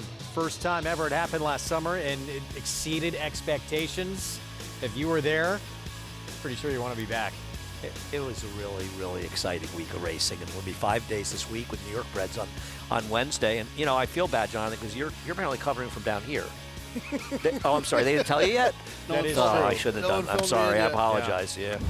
No. But don't worry. We'll miss you. Okay. Get your I'll tickets miss you. now. I can't speak for the others. Be involved, and yeah, early starts to the Saratoga Fun. And what will we have in waiting for us in that third and final leg of the Triple Crown? I don't know, but I feel as though this year, as much as anyone recently, there's a lot of good stuff going on with the 3-year-olds, and knowing there's all these good older horses out there. Speedo Anna coming back next week. Locked looks so good. Yeah, there, you know, and we're waiting for Sierra Leone. We're waiting for Fierceness. Mindframe, maybe not super impressive, but he did get it done his first start, and we know how good he can be. White Abarrio ran a big race, so right now it looks like, unlike last year where the older division was pretty thin, this year's looking pretty good. This race coming up, $50,000 condition claiming 7/8 of a mile sprint. Fillies and Mares 4 and up. That's the favorite. Save Us, Melania, Linda Rice, Jose Lezcano. She's making her 4-year-old debut. She's the 6-5 favorite, JK. Yeah, I'm going to try to beat her in the spot. You know, she hasn't run in a while. She ran poorly her last start, so there's obviously a reason for her to have this break. I actually thought the horse to the outside was interesting in here off of that poor performance last time. I think the last time Chasing Daylight won a race, I had hair. So she's all yours, but I think she is very much, and I think you'll agree with this, at the very least a potential thorn in the side of the favorite because she's fast. I like the one I'm Buzzy. Because I'm Buzzy. Charlie Baker, slight shortening from a mile to 7/8, and yeah, that effort was good. Came from out of it, though. She was way over her head in the last race, and I feel like she's going to get some pace to run into today, so I do like her. I don't like her race 2 back. That's what concerns me. But I couldn't. She's taking the biggest drop in the entire field and class in here. I agree. No, I agree. And you know what else worries about me? The favorite. I picked her second. The favorite can win. Not just the speed of the 8. He claimed this horse from Safi Joseph, and I know she was wide against a gold rail last time, but I wonder if she could be a horse that's tailing off claim from that outfit. Eventually the form is going to fall apart a little bit. Maybe I'm wrong. 5-2 on the class dropper on Buzzy for Charlie Baker. 6-5 favorite right there. The 1, the 5. They look pretty tough in this spot. See what happens here as we approach the 5-minute mark to post. And there's Toned Up. Manny Franco, can he make it 5 in a row? What a week it's been for him. I don't think, do you guys vote on this at all? Jockey of the week? Nationally, it's him, isn't it? Is there one? Jockey of the week? Yeah, I would say that Manny's always my jockey of the week. Yeah. every time. We love Manny. 3-4 win days. No, I'm not. I think you're probably right. I mean, that's a good point.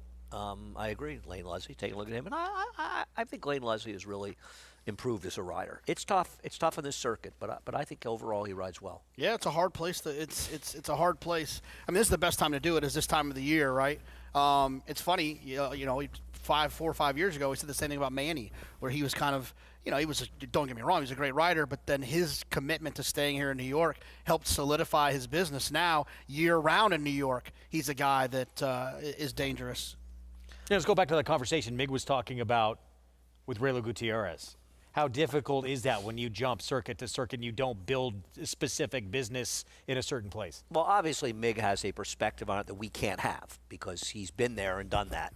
But I think it's a very valid point. And the interesting thing is, you know, one thing about Raylo has no problem with criticism. He's a grown-up, and he doesn't mind. In fact, he probably would appreciate that advice. And I think part of it is with Jose Santos, who's looking for places he can get him mounts and shopping guys around. But I think that Richie's point is very well taken. Raylo's a good rider, but maybe he's right. He needs to be grounded a little bit more. Be happy to have him here. Leg up to Jose Lezcano on Save Us Melania. And, you know, for Sand Devil, Jose was aboard yesterday for Linda Rice. Runner-up finish in the Gotham. What do you think about him going forward? I don't think he lost any real stature in defeat. I thought he ran a good race, Jonathan. Do you think he's a horse, though, that's going to get better with more distance? I'm not 100% sure about the answer to that question, about the distance problem. But I will say this, you know, in a race in which everything looked to be against him on paper, he did pretty well to overcome that. Post parade starts with I'm Buzzy, 5-2 with Apprentice, new face here that we've not seen much of. No, but he's been winning at a high percentage, a reasonable percentage out of town. I'm hoping she gets the pace to run into. He's toned up. Manny Franco, 4 straight today. Yeah, 4 straight. I'd imagine this horse will take a little bit of extra money because Manny's aboard. Foxy Cara, one of the bigger prices on the board at 12-1. Lane Luzzy rides. Yeah, hasn't really been bet in too many of her recent races, not being bet here either. Save Us Milani, even money on this Linda Rice Jose Lezcano. Well, assuming she bounces back, she's still going to have to deal with the speed of the 8. Horse to beat, but a little bit shaky. Off since late December, making her 4-year-old return. Autumn Glory is the biggest number on the board. I kind of wonder if they claimed this horse thinking the turf racing isn't that far away, and that's why they're running her at a higher level. They don't want to lose her because she's a better horse on the turf. And pace outside likely with Chasing Daylight, Ruben Silvera. Yeah, I just feel like this horse might be a little dismissed off that last effort, just completely missed the break. But this is a horse that has some tactical speed, drawn well outside of her main competition. And if she can just kind of sit off of that, and Save Us Melania is not who she was in the past, she could end up working out a really good trip. Short price, though, Maggie, on the one to beat for trainer Linda Rice, Save Us Melania for this 4-year-old return. Right, and you're taking her off of a very poor effort and a subsequent layoff with Save Us Melania. And Greg, I want to forgive her for that effort because, like Andy said, she was a little bit against the racetrack. It was a very fast pace against much better horses. Look, Sunday Girl won the correction earlier on today on this card, so a horse that's really in top form. And she kind of got to climbing last time out, Save Us Melania, when she started getting that kickback, and she was just tired after, you know, trying to run through those quick fractions. So we'll see, yes, how much pace pressure she gets today by the horse I'll get to next. But she looks incredibly healthy, and she's moving well enough out there. The only problem, I actually wish she looked a little bit more tucked up.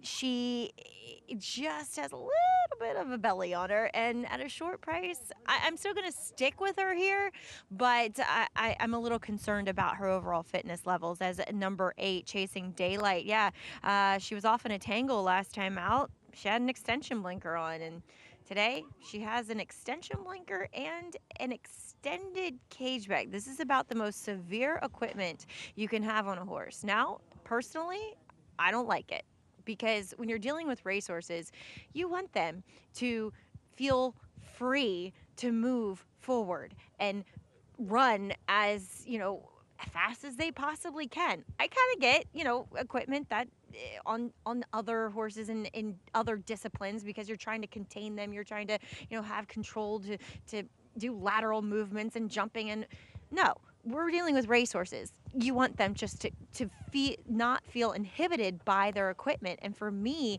Chasing Daylight has got to feel that way. Now, she does get to break to the outside, which is a good thing for her because she can actually see the horses to at least leaving the gates to her inside, but she still can't completely see those doors opening. We'll see. I don't love it. I don't like that much equipment on a horse. As we'll move on to, I think the main threat here to the winner, or to the favorite, and that's number 1, I'm Buzzy. She looks great.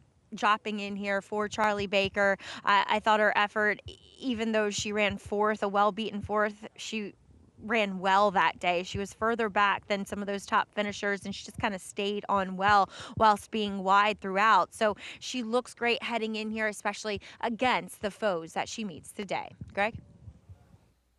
Thank you, Maggie. Here we go. About to load even money. Save Us Melania. Look, she's quick. Is she going to be quicker than the 8 here? That's the million-dollar question, right? I mean, you're obviously hoping the 8 clears, Jonathan, I would assume. I'm fine if she just sits off of her. She's got turf sprint speed. She's coming off the bench, talking about the 5. They're going to go, aren't they? I was surprised the pace projector had the 8 actually legitimately in front of the 5, so we'll see what happens. But I will say one thing. Ruben Silvera is a more aggressive rider than Jose Lezcano. Not that Jose can't be aggressive, but more naturally aggressive. I don't know. Maybe with the outside post, they'll be happy to stalk. We'll see. I still like I'm Buzzy. Holding at that 5-2 morning line from the rail for another terrific trainer who doesn't get a lot of the big opportunity horses, Charlie Baker. I love Charlie. I know he's been struggling a little bit lately, but I think he's a very talented horseman. It's just a question of time before he breaks out of it. There's the favorite, the 5, who just left our screen. Going to move in here in a moment. Short price for the comeback. Save Us Melania, owned and trained by Linda Rice, with Jose Lezcano aboard. Here's the 8th. Let's go to Chris Griffin. Goes in. Save Us Melania. Autumn Glory. Chasing Daylight.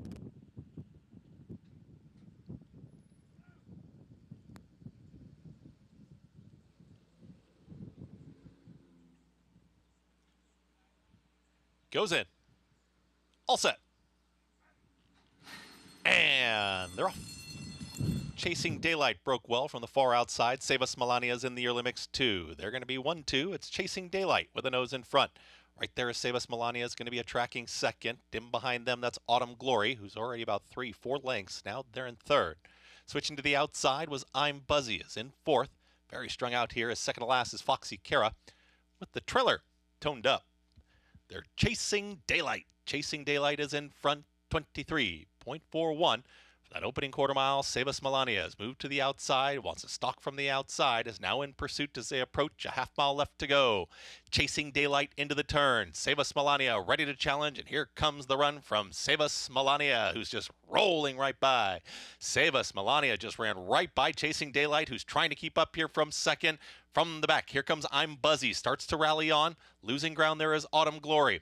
Foxy Kara's trying to make up some ground, toned up with a lot of ground to make up. They went 47.54 for a half-mile time, and they're going to have to pick it up to get to Save Us Melania. Save Us Melania's got to be up by 8 right now. It's Save Us Melania who's just sprinting away. I'm Buzzy is chasing, is now taken second, but the rest have a lot to do as inside the final furlong made that move on the turn, and Save Us Melania has a 16th left to go and is going to win. It's Save Us Melania, Jose Lezcano, to get the victory. Save Us Melania wins it tight here for second. Give it to I'm Buzzy towards the inside of an oncoming toned up Ben Foxy Kara in 1 minute 25 and 4. Jose Lezcano pressed forward early, didn't get the lead from Chasing Daylight, but when asked the question, rolled right on by that one. An easy time on the comeback for the win. This was a crazy fast race. On this racetrack, 125.87. This horse is going to get a giant speed figure for this race. We've seen some very slow times today. She stalked the 8, took over, and it was just over. Yeah, I mean, look, it's just one of those situations you try to beat horses like this when you can, if you're of the opinion that they're not going to run well, and occasionally you're going to get jammed into a locker just like she did. She was much the best today. It wasn't even close. This is going to be a very fast race, I think. Even money for the comeback performance. 5, long way back to the 1, 2, and 4. So 5, 1, 2, 4, even money favorite. Jose Lezcano, Linda Rice team up for the victory with the fave. If you've not heard about No Double, shame on you. Some huge wins in his career. Won 11 races all across the country from 1967 to 1970. We'll tell you all about him next. Horse racing? Check. Weekly promotions? Got 'em. Huge payouts? You bet. With Naira Bets. Download the app today and bet on any track, anywhere, anytime with live HD horse races, betting tips and tutorials, expert picks, and more. You bet with Naira Bets. Join now for a new member bonus at NairaBets.com.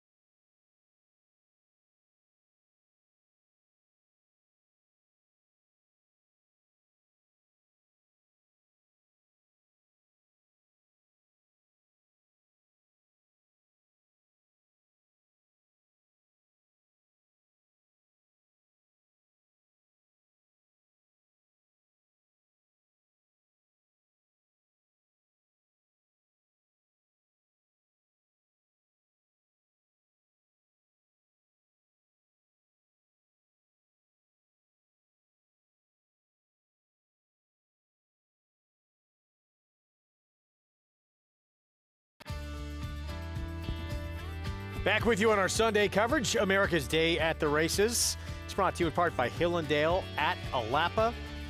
Save Us Melania off the bench. 4-year-old return, owned and trained by Linda Rice. Jose Lezcano aboard. Bided his time behind Chasing Daylight, and then she took off and decimated this field. Absolutely, an incredibly impressive performance by her. Just destroyed them, and just see it. No, I mean, obviously we've seen a lot of short prices winning. The $1 pick 6 to the one entry, who you brought up as a short price, paying $55 for $1. It's one of the smallest pick 6s I've seen in a long time. The double is $520. The double is paying like this horse is going to pay $260 the entry. How is it's $520 for $2. Horse just paid $4. I don't think this looks like a $260 entry. Greg, you can have $280. It's down from the $380, but you can still get $280. Thank you. No Double Breeders is next. 3-year-olds and up who were bred in Arkansas and qualify under the rules governing the same 6 furlongs.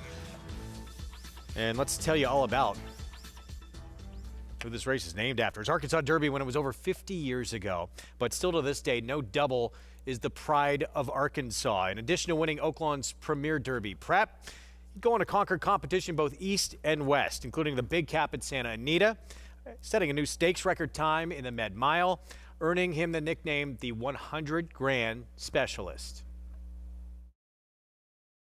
This is the Arkansas Derby that was won in '68. That's my mother right here, my father. My dad was Gene Goff, He was basically in the oil business. He was in Australia and had read up on the English bloodlines and all. So he bought 41 horses and brought them to Australia. The last horse he bought was No Home II. No Double was in the first crop, and he actually ran in a $7,500 claiming race at Detroit in September of '67. When you win by about 13 lengths, they take a notice. You go to the head of the class real quick. And then went to the Arkansas Derby. This is a No Double scrapbook my father, Gene Goff, put together of some of the clippings. He set a track record at Belmont, set a track record at Santa Anita. He equaled a track record at Hawthorne in Chicago. The biggest race, I think the most exciting, was probably in Detroit. Won the Michigan Mile. He beat Damascus, Horse of the Year, and was fifth or second off track record in that race. He became known as the 100 Grand Specialist or the Arkansas Traveler. This is very interesting here. This is a map that Pebb, the great artist, drew. This is called the Arkansas Traveler. It's No Double scale. His average weight was 127 pounds. He won $846,749. The Goff of Arkansas, named after Goff. A lot of memories, a lot of memories. Oaklawn, they've named a barn after him, but the greatest memory is in the lobby of the Oaklawn Hotel, the trophies. It's really something to see. No Double is the biggest Arkansas bred. He was twice Older Horse of the Year. In 1981, he was the leading sire in the world with 16 stakes horses, the most that anybody had, and the most progeny earnings, $2.6 million that any stallion had had. He bred some good horses and all, and he's not in the Hall of Fame. He's an Arkansas bred.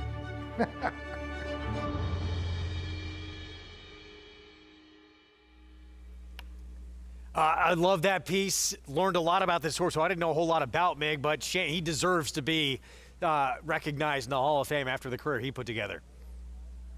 And what an incredible career on the racetrack and off. And, you know, obviously winning races from the Santa Anita Handicap to the Met Mile at Belmont Park and a lot of stops in between. He beat Damascus in the Michigan Mile in an eighth. And, you know, Damascus, obviously a Hall of Famer. And then he went on to an incredible stud career. Mares Eat Oats, the winner of the very first Japan Cup, the inaugural running of the Japan Cup in 1981, one of his progeny. Overskate, a Hall of Fame runner in Canada, who I remember coming down to Belmont for the Bowling Green and ran a mile and 3 furlongs in 2:10, a track record at that time.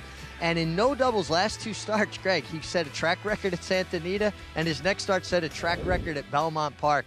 A well-traveled, durable horse that passed on, you know, his legacy in his offspring. 91 stakes winners, 89 as a broodmare sire, 89 stakes winners as well. A horse that's certainly worthy of Hall of Fame consideration. And just in the lobby of the hotel to see all of the memorabilia and trophies that he was able to amass over a sensational career. Such a cool story, and yet at the very end of that, in case you missed it, after retirement too, he became the leading sire in North America in 1981. Did it on and off the racetrack. Great story, and that horse had an amazing career. Incredible.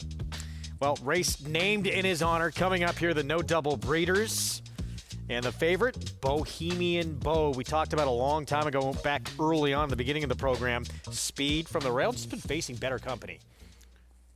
I agree. Better company, more early pace. When you look at pace figures, speed figures, right, it's the final time. Lets you know how fast a horse ran. It's like a quarterback rating in football, the higher the better. Pace figures tell you how fast they ran in intervals throughout the race. This horse's early pace numbers are so much faster than everyone else. If he breaks from the inside and is sent away from there, I think he'll make the lead, and I think he could make it pretty comfortably. Christian Torres will ride for trainer Tom Vance. Mig, your thoughts on Bohemian Bow?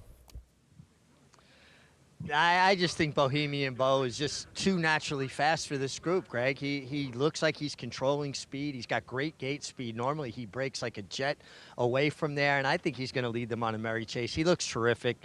Nothing you can knock. Listen, Tom Vance does a tremendous job and has for years, and he looks terrific. A couple horses that I would be interested maybe underneath, it would be the 3 Lockmore, a horse that's proved very proficient when he competes without Lasix. He was 3rd in this race last year to Bohemian Bo, and he really looked good on the racetrack. Loved the way he warmed up under Francisco Arrieta. And another horse that really caught my eye from the physical perspective, who I wasn't quite as high on paper, but really won me over, was the 6 Navy Seal with Julien Leparoux. But this horse was dappled out, really making a nice impression. And sometimes as a rider, if you make a decision and say, okay, if Bohemian Bo runs his race and I just give my horse an opportunity to get their legs underneath them and finish, you pick up a big piece of it. And I could see Julien giving this horse that kind of ride and coming and picking up at least a minor award. 3rd off the layoff for Navy Seal. He's 8-1. The 7-year-old with Julien Leparoux, indeed, in the irons. We'll see if he can get a piece of it coming up. Listen, this is, I give Jonathan a hard time of being a chalk-eating weasel, even though I've been one quite a bit today. I'm not trying to be this. So I'll be honest with you. I think 6-5 is a very, very fair price in this horse, Jonathan. Yeah, if I know I'm going to make the front, and I know I have the fastest early horse, and I have the fastest horse, and from a final time standpoint, you kind of check all the boxes. Now it's still a horse race. He could break a step slow, and everything I just said is completely out the window. But he hasn't shown to be that horse. He shows a bunch of gate speed. This was his first start back since April. Came back December 13th. Runs an 87 Beyer in a win. I just don't have a knock on him. It's like you said, John, it's horse racing. A lot of things can happen. Most of them bad, but based on his form, his talent, and his potential advantage in here, this is going to be a very, very hard horse to beat. But as you like to say, Greg, they don't run them on paper. They run them on TV sets. Indeed, which we'll be doing here coming up in a few minutes or seconds. Or the circle, the circle of Oaklawn. I think this is a good opportunity, and I'm probably going to not put someone else in the winner's circle by saying this, but I think this is a conversation where we agree. I think we agree that even money, you can have an even money shot and be value. The value 100%. Is not. You don't have to play 8-1 shots all the time to say I'm playing value horses. And they're not valued 8-1. Who's to say they're value? They should be 15-1. 100%. It's hard to come up with what do you think the odds are this horse is going to win. Of course. That's subjective, and that's obviously in the eye of the beholder. Or a sophisticated computer program. Exactly.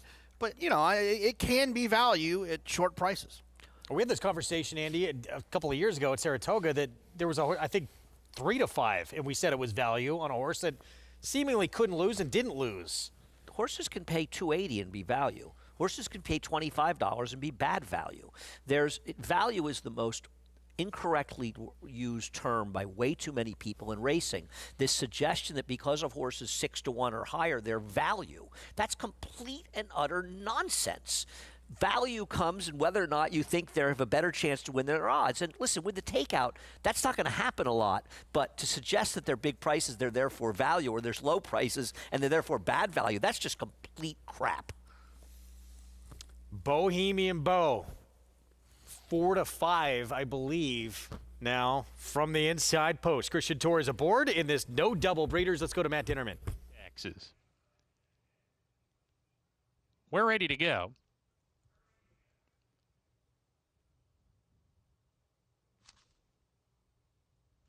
And they're off in the no double breeders stakes. Bohemian Bo put into play early. Midnight Taxes sent along early to go with him. And these two are a neck apart. Bohemian Bo with the lead. On the outside, Midnight Taxes pressing mildly 3/4 of a length behind. Willow Creek Road makes his way into third. Then King Peanut to the inside. Navy Seal back in fifth now. He's 3 off the pace. Another length to Lockmore, second to last. And 110 Stadium is the trailer down the backstretch. Bohemian Bo went 22 2/5 seconds for the first quarter mile. Hits the far turn a length in front of Midnight Taxes in chase mode second. King Peanut sent along third on the rail, now losing that spot to Willow Creek Road. Navy Seal Lockmore next. Lockmore passing Navy Seal, who retreats to sixth. And 110 Stadium's the trailer as they round the far turn and approach the top of the lane. Bohemian Bow off the turn, appears to be doing it well on the front end. Midnight Taxes under pressure, dropping back. Willow Creek Road running a big one here at a price. He's 15-1 up to challenge Bohemian Bows. Now asks for his best and kicks on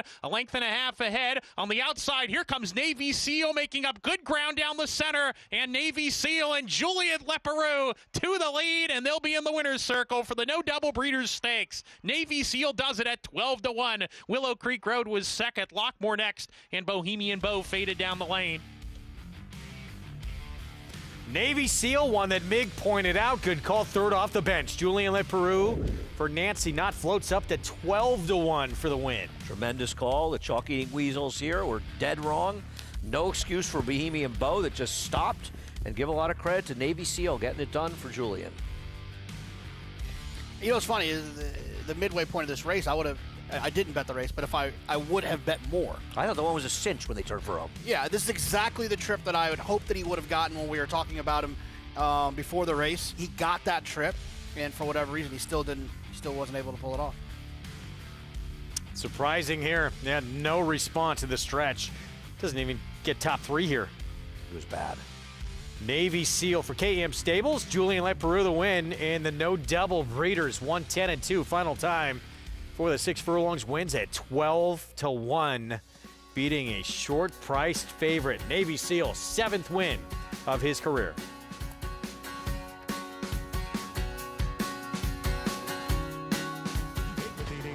Newgate sold for $850,000 as a yearling. His full sister, Denim and Pearls, sold for $2.8 million. His 108 buyer was the fastest of any into mischief in 2024. He posted a 122 Equibase speed figure and ran a -2 1/4 on the Thoroughgraph sheets. In all, he defeated 8 individual Grade 1 winners. New to Three Chimneys. Horse racing? Check. Weekly promotions? Got 'em. Huge payouts? You bet. With Naira Bets. Download the app today and bet on any track, anywhere, anytime with live HD horse races, betting tips and tutorials, expert picks, and more. You bet with Naira Bets. Join now for a new member bonus at NairaBets.com. City of Light, multiple Grade 1 winner, who posted 7 triple-digit buyers, stands to continue the legacy of his sire, Quality Road, with graded stakes winners, Menti, Chop Chop, and Formidable Man. Sire of multiple Grade 1 winner and champion 2-year-old Fierceness. A powerhouse win. City of Light, a proven sire in the making, standing at Lane's End Farm. Get into the game with Bond Racing Stable. When you partner with Bond Racing Stable, the Bond team does all the work and you enjoy the experience. As a partner, you can watch morning workouts, come to the paddock for saddling, and cheer your horse down the stretch. Bond Racing Stable offers more than 30 New York-bred weanlings, yearlings, and 2-year-olds in a partnership program that gets you to the winner's circle. Whether on your own or with friends and family, make Bond Racing Stable your racing partners. Go to jamesbondracing.com today. Back on our Sunday coverage, you're watching America's Day at the Races. Nightcap coming up from New York. We just saw an upset in the No Double Breeders. Navy Seal at 12-1. Get back to that in a moment. Going to close out the card in New York with a $20,000 maiden claiming race. 1 1/8 miles. So you can get these 2 turns and last the distance coming up. As Manny Franco looks for his 5th on this card with part of the entry, the 1A, very satisfactory. Yeah, this is the over-under on the final time of this race, Jonathan, I'm going to give it to you right now, is 157.84. Over.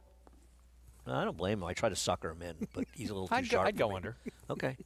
Okay, you got to lay $1.10, so I'll just book both your actions. Okay. Okay. That's how it works. 150. What do we say? 57.84. All right. I don't know where I stand. I'd side with Jonathan. Outside of the entry and the 7, did you guys find it tough to find a contender in here? Or I no? picked the 8, so obviously I did. I just think the 8 has those back races. I don't know if he can run it all anymore. The entry to me is not exactly a great idea. Listen, True Connection ran well last time. It was a fast pace. He's had 11 starts, okay? And he was involved in the pace of the 3 and 4, no bargain, and they didn't finish that far behind him. The 1A has had 9 starts. Now, to be fair, only 3 for Brad Cox. And he's not failing at super short prices, and he is running figures good enough to win this race. But why is he so much better than Tiza Prince, the 7? The problem is I would like to bet the 1 True Connection as a standalone wager, or the 1A, Very Satisfactory, is a standalone. I think standalone, the price you could get on one of those would be okay. Together, you got a great shot, I think, because they both are tactical. They're obviously not going to pressure one another. You would think they wouldn't pressure one another. One will probably be a little bit more aggressive than the other. I'd love to be alive to these horses in a multi-race wager. Not so much the pick 6. It's only paying $55, but... Well, it's paying less than half of the pick 5. Yeah, so... No, I'm not crazy about the others in here, to answer your question, Wolfie. I think the 7's a real. I think the 7's very dangerous. I don't think there's that much difference between. I think the only thing that Jonathan's saying is you're getting 2 horses that are both, kind of the horses to beat, which I don't have a big problem with. I'm not going to be surprised if they run 1-2 in here, but I'd rather bet the 7 or 8. Is there a strategy, Andy, that I know that it's tough to do? Is there a strategy that if you like both halves of the entry, that you would find a way to bet around it? Maybe you're supposed to bet them. Maybe you're supposed to bet them to place. I know that sounds crazy, but if you think they're going to run 1-2, you've got the sort of caveat that I'm going to get my money back. Basically, if they happens to run second, if they run 1-2, you might get $4. Look at the pool. Maybe you get more than the win price. It's just a thought. It's not something I would do, but I mean I think if you think there's a good chance they run 1-2, maybe you bet them to place because you've got that ticket. That sort of the stub where they want them to just run second. They're not my cup of tea, though. I picked the race 8-7-1. There's Manny. See if he can get number 5 on this card. 13 wins already this week.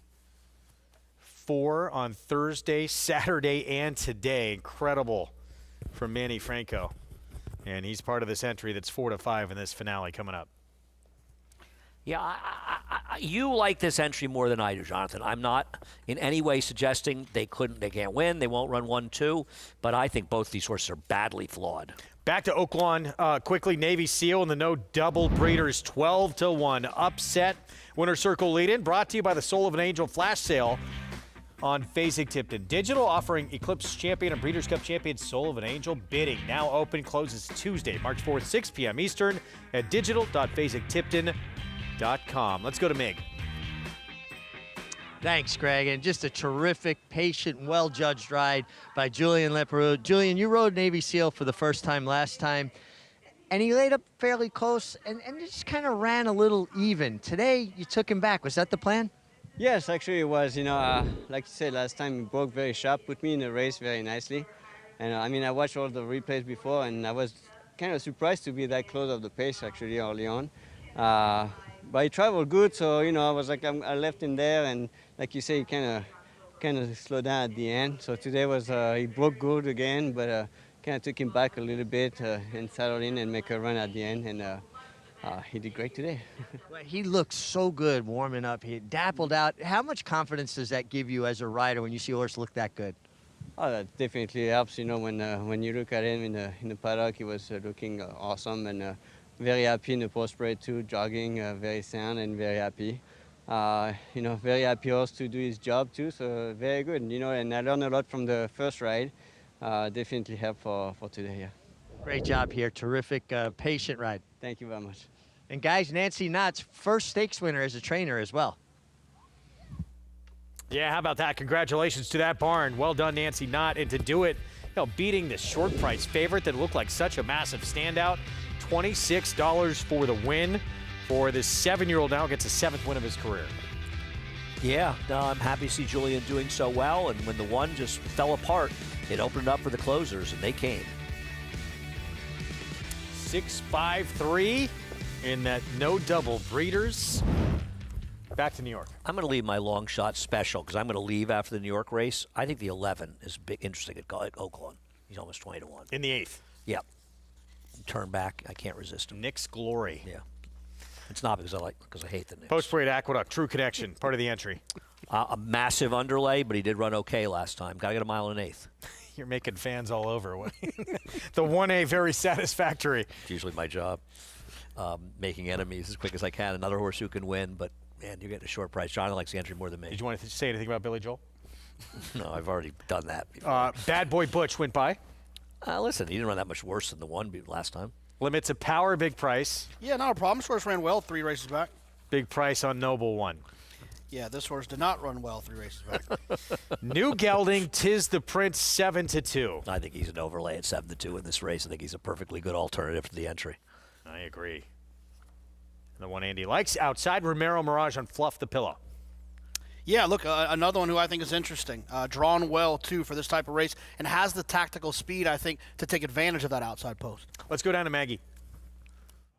Yeah, taking a look at the horse who could actually be the speed in here. That's number 3, Bad Boy Butch, as he'll try this mile and an 8 for the first time. And if you want a horse that is, built for it, looking at him physically, it's Bad Boy Butch. And what I like about him and his development is that he has consistently gotten more calm and level-headed prior to his starts, which I think always bodes well when you're trying to go further in your career. So maybe he gets comfortable and happy on the front end, because last time he was pressing the pace, which ultimately came apart and set it up for Taparino, who at one point down the backside, I think was 15 lengths off of him, who was contesting the pace. So I don't mind Bad Boy Butch in here, but looking at the outside 2 runners, number 7, as a lot of people think, is the best alternative to the favorite, though his favorites, I should say.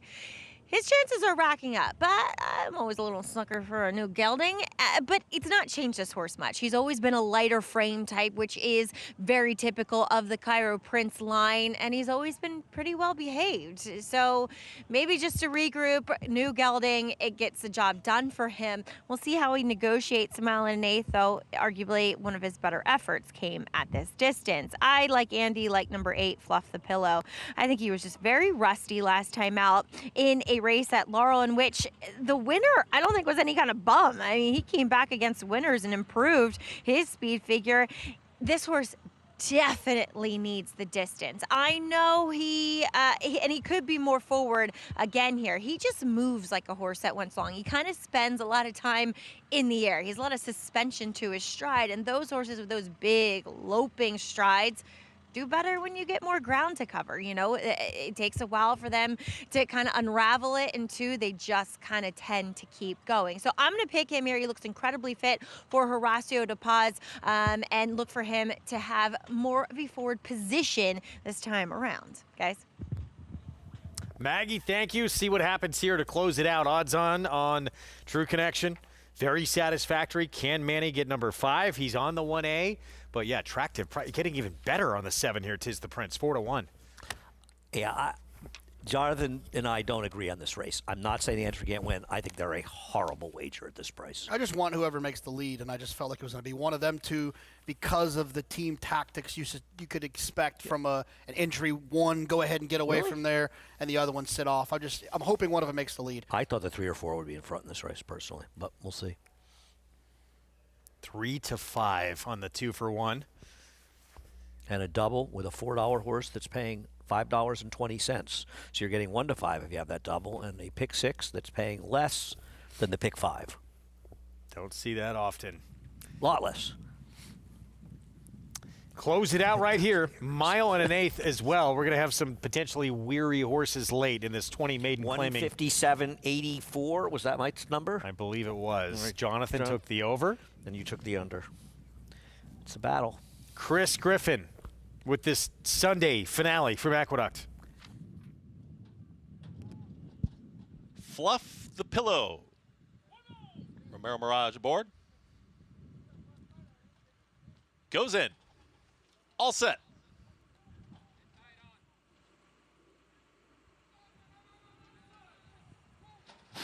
And they're off. Speed from in between horses. There's Bad Boy Butch in the early mix, and Hard Scent Belmont Union wants to be on the front end, and Belmont Union is hustled along, has now put a nose in front as they move quickly into that turn. Right to the outside is going to be Bad Boy Butch, is trying to settle, but here towards the outside is Fluff the Pillow. Makes it 3 across the racetrack early. Just in behind them, it's the entry. It's True Connection is traveling in tandem there with Very Satisfactory. They're 4th and 5th and 2 lengths in front of Tis the Prince. The 2 at the back, Limits of Power with the trailer, Noble One. No easy leads, 24 and 4 for the opening quarter mile. To the inside, it's Belmont Union, who was pushing the tempo early, and Belmont Union is engaged. It's coming right back at Bad Boy Butch, doing this one no favors, loping along towards the outside 3 wide. That's Fluff the Pillow, who is settling now, and there's the pair right in behind. It's True Connection and Very Satisfactory. They continue to chase from 4th and 5th, just looking for a seam, and Tis the Prince is on the move too. The 2 still far back, Limits of Power and Noble One. 50 and 1 for that half-mile time. 3 across the racetrack still, and Fluff the Pillow now makes a move. Fluff the Pillow 3 wide. Very Satisfactory is now ranging up right in behind this rival. True Connection, Lane Luzzy is waiting for a seam too, is starting to drop out of it as Belmont Union, and here comes the seam, is down towards the inside here for True Connection. True Connection and Very Satisfactory chasing the leader, and Bad Boy Butch, who's still there. Bad Boy Butch will not relent as Fluff the Pillow's trying to run on by. Now in the clear is the entry. It's True Connection and Very Satisfactory. They're both grinding there in the center of the racetrack. Down towards the inside, Bad Boy Butch is just very resilient. Fluff the Pillow a final furlong to get. And here comes Very Satisfactory down the center of the racetrack. Fluff the Pillow, Very Satisfactory. Bad Boy Butch down towards the inside. Very Satisfactory and Fluff the Pillow. Fluff the Pillow to the inside, Very Satisfactory. Bad Boy Butch finished 3rd. Then came True Connection, far back for 4th. Final running time, 1 minute 57.73 seconds. Fluff the Pillow, Romero Mirage looks like he's up for the win here at 7-2. I want to say 2 things here as I'm getting ready to leave. Not only did I pick the winner, it was around 4-1, I think, 7-2. I missed the final time by 0.11 seconds. So I just want to say I'm leaving on a high note. Moment for Andy Serling. I've never been so proud in my life, and you guys heard it here. Yeah. And you lost. Greg won. Give that $1 to Greg. Give the $1.10 to me. I'll give $1 to Greg. This horse, by the way, was much the best on top of the pace 3 wide the whole way. What a hang job by the 1A, Jonathan. Ooh, that's much closer. Best of the Bob to the 1A. Yeah, definitely. Yeah, but the 8-1. Date's already up. But it was much closer. No, I know. 8-1A, 3-1-6. I should get extra because the final time. I'm sorry. One of my proudest Fluff the Pillow, ever. Horacio De Paz, Romero Mirage, DEA Thoroughbred Racing, and maybe one of the best moments in your career. It doesn't take a lot. So the bar is very low. I've made up for my opinion on High Tide earlier today with this final time over-under. That could be my calling in life. I've been missing it. Final time over-unders. That's it. On that note, Andy Serling, what are you going to do with the rest of your weekend? I'm going to root for the 11 here at Oaklawn. My weekend's to start. I got jury duty tomorrow. Wow. Look forward to Wanna that. come? So we may not see you for ever a while. again. Yeah. It could be a What who if knows it's like, what kind of what case if it's you like could some get on. situation where you're gone for 7 weeks and you miss Saratoga? Yeah, that's not going to happen, Jonathan. You never know. I got out of a trial once because I told the judge I was going to Keeneland for the meet. He asked me if I liked Holy Bull in the Derby. And what'd you say? Good horse, not winning the Derby. That's it for Andy Serling. We're going to be back with more from Oaklawn. Their features still to come. Stay with us. Quick timeout. We'll be back. And is still leading the way in Hot Springs. Christian Torres continuing to do terrific things in Oaklawn. More on his story when we come back. At the Keeneland September yearling sale, the premier thoroughbred auction venue in the world, Mandy Pope of Whisper Hill Farm signed the ticket on the $5 million sale topper by Curlin, bred by Stone Street Thoroughbred Holdings. He was one of $5 million plus yearlings by Curlin to sell. No fewer than 55 of his yearlings fell to the auction gavel, averaging nearly $600,000, making Curlin the #1 sire of yearlings in 2024. Curlin, the classic sire.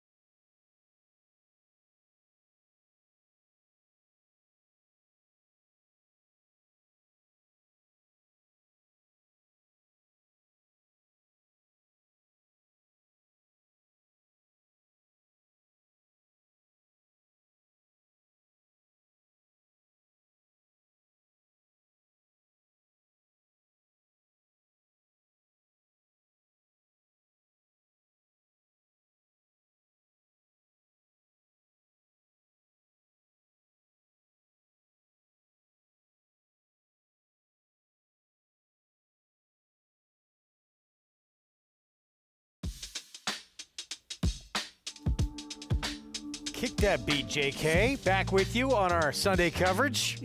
America's Day of the Races. On FS2, nightcap in the books here in New York. Fluff the pillow. Andy Serling leaves us with a winner. Ramiro Mirage for Horacio de Paz here. For everyone who was watching, he was legitimately excited. He ran off the set yelling at us about how perfect he was with his final time prediction, but this was actually a great pick by Andy. This horse was much the best. I know they only won by a couple of inches, but Fluff the Pillow was much the best in this spot. Indeed. And closes things out on an incredibly formful afternoon on this Sunday card. Absolutely. It happens from time to time. Not often, but it does happen from time to time where you'll have the favorites just keep on winning, and then it doesn't always work out. The biggest price in the sequence, wasn't it? Pick 6, 7-2? Yeah, absolutely. $9.40 for the win. 8, 1, 8, 3, and 6 for your superfecta. And the pick 6, $191. The pick 5, $146. Very chalky card today. But yeah, again, every once in a while it does happen. It's one of those pick 6 you like to have a couple of times, right? Repeat. 8th at Oaklawn coming up next. Maiden special weight. Everyone trying to get that first career win here. Sprinting 6 furlongs coming up. And the favorite to 5, Velociraptor. Mark Casse, Christian Torres will team up. Let's go to the 3 first. First bid gets the rail. Yeah, it doesn't have a lot of early speed. Going to probably need it in this spot. 17-1. Meanwhile, the favorite, Christian Torres for Casse. Yeah, this one makes the most sense, but I just wasn't crazy about the price we're going to get on Second Velociraptor. Back off the bench, career start number 4. Here's Secret Legend. This horse has a couple of races that are okay. I just worry he doesn't have a ton of early speed. First-time starter for Ron Moquett, Grand Oracle. This horse is taking money. You get Ron Moquett and Ricardo Santana. Son of McKinsey at 7-2 for the debut coming up. Trouble's Roaring, Steve Asmussen, son Eric aboard. Yeah, tried the turf, the synthetic a few times. Maybe this isn't the surface this one wants. Perfect Force just went by. We'll get Lasix. Here's Nick's Glory, who Andy liked. Not quite Nick's Go. No. Well, that's what I thought when I first saw it. That one, Classic winner, Pegasus winner. Jester Sang, blinkers on. The 12, 25-1. Yeah, drawn towards the outside.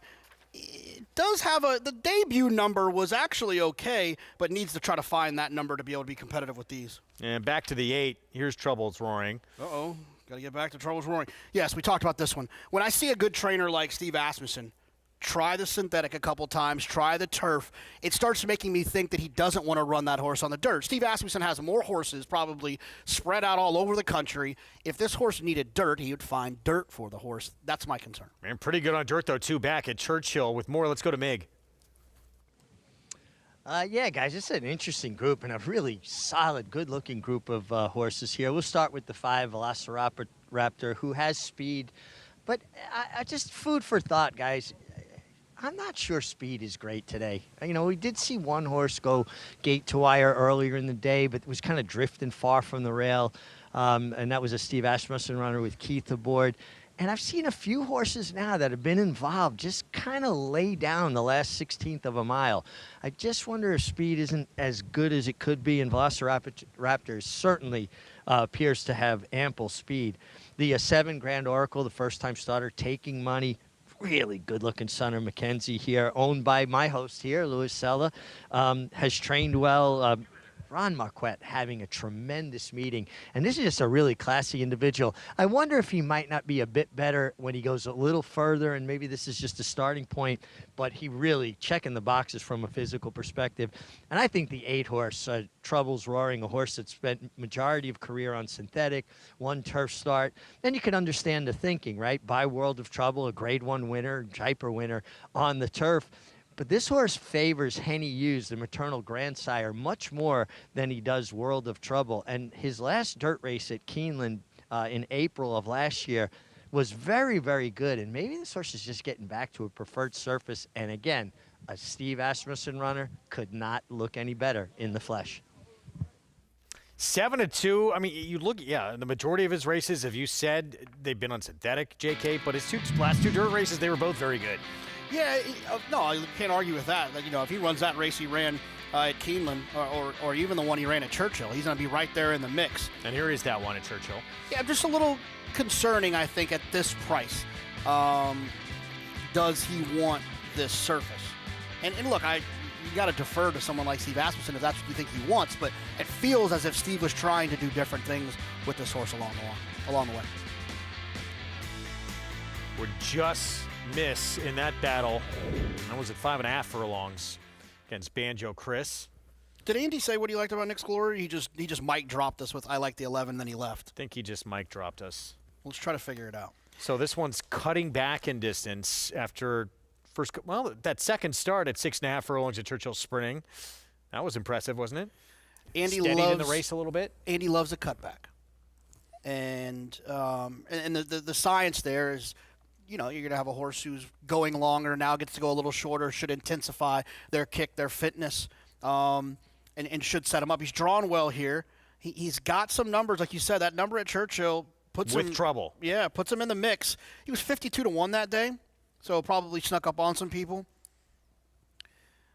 He was wide all the way around there last time. A little bit buried form. The other thing, too, when you have these horses that are newly turned 3-year-olds, or I guess not newly, but turning 3-year-olds, a lot of these 2-year-old races don't allow Lasix. So Nick's Glory's first time with Lasix was going 2 turns. Well, maybe the Lasix did help, but it was at a distance he doesn't want. Now he's cutting back. This is his first time sprinting with Lasix. Maybe that makes a difference. And I mean, to be fair, 11-1.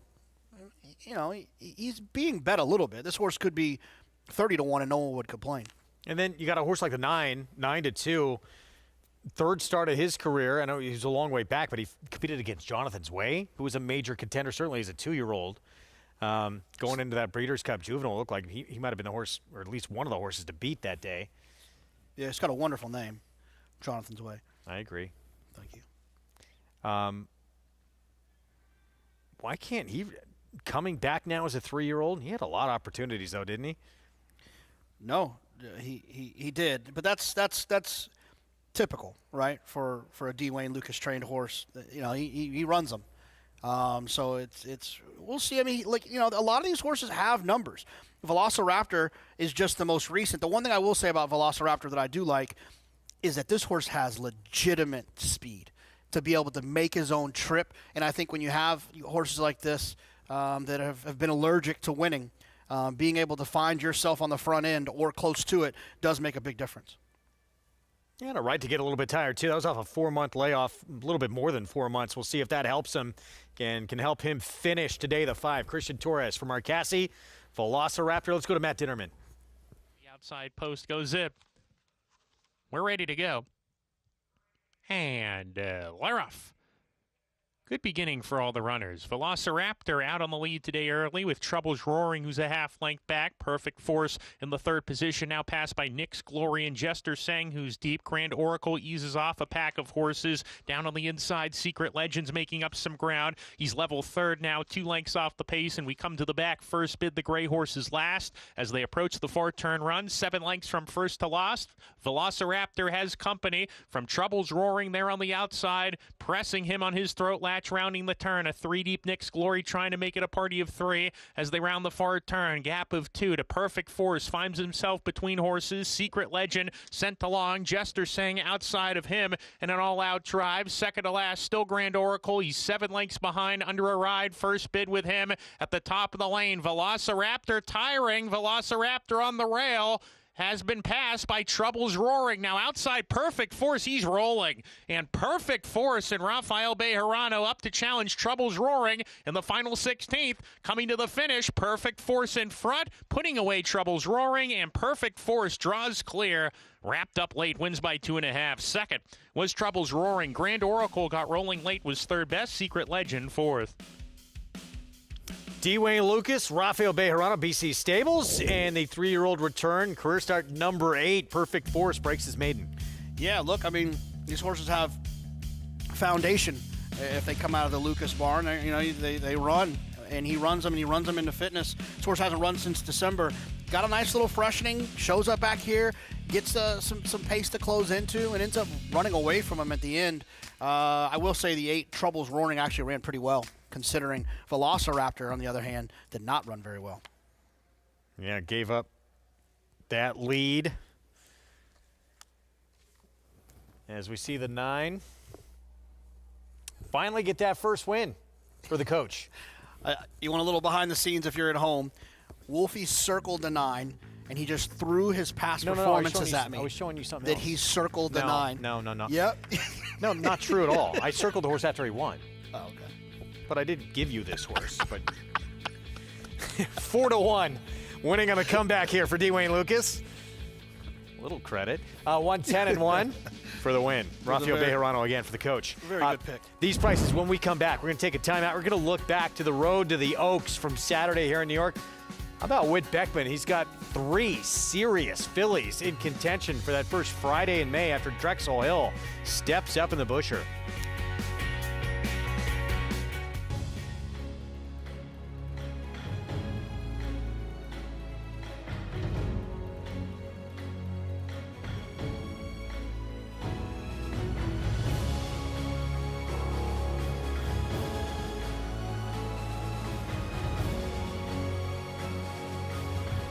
Olympiad leads American Revolution. Olympiad gets the gold in the Jockey Club Gold Cup. Horse racing? Check. Weekly promotions? Got them. Huge payouts? You bet. With Naira Bets. Download the app today and bet on any track, anywhere, anytime with live HD horse races, betting tips and tutorials, expert picks, and more. You bet with Naira Bets. Join now for a new member bonus at NairaBets.com. Hall of Fame trainer Steve Asmussen said, Gun Pilot is an absolute beast. He has a lot of gun runners' great traits. He is a bigger and stronger version and was extremely talented. His easy Grade 1 win in the 7-furlong Churchill Downs Stakes proved everything I knew. The gold, but it's Gun Pilot. Gun Pilot and Christian Torres. Gun Pilot is Gun Runner's only son to retire to stud this year. New to 3 Chimneys.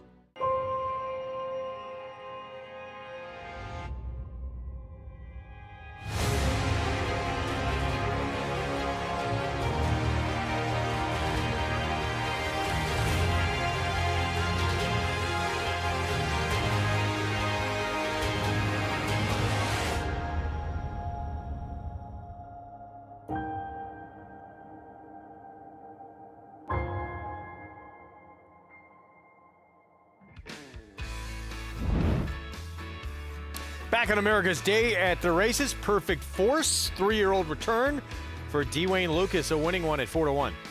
No, he sure was, and it was a nice little group too with Velociraptor, who had some nice races. Troubles Roaring, it was another one, and this horse, Perfect Force, just kept rolling and kept coming. A son of Gun Runner gets the win for Dwayne Lucas. White blinkers. Rolling by the Asmussen runner, Troubles Roaring. I was trying to remember what silks, what horse wore those silks, and now I remember. I think it's last year's Derby. Just Steel. Remember this horse, Just Steel? Okay. Sorry, it was driving me insane. I had to get it out of my brain. Who? Yeah, it was kind of a fringe contender. Yeah, he won a couple of races. Yeah.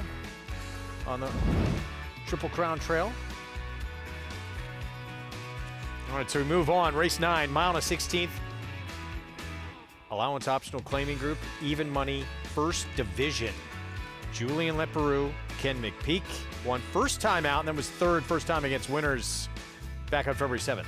Yeah, I didn't love that last race. And he's being bet in here, so there might be an opportunity to try to find someone else in here. The 3 scratched, who was 2-1 morning line.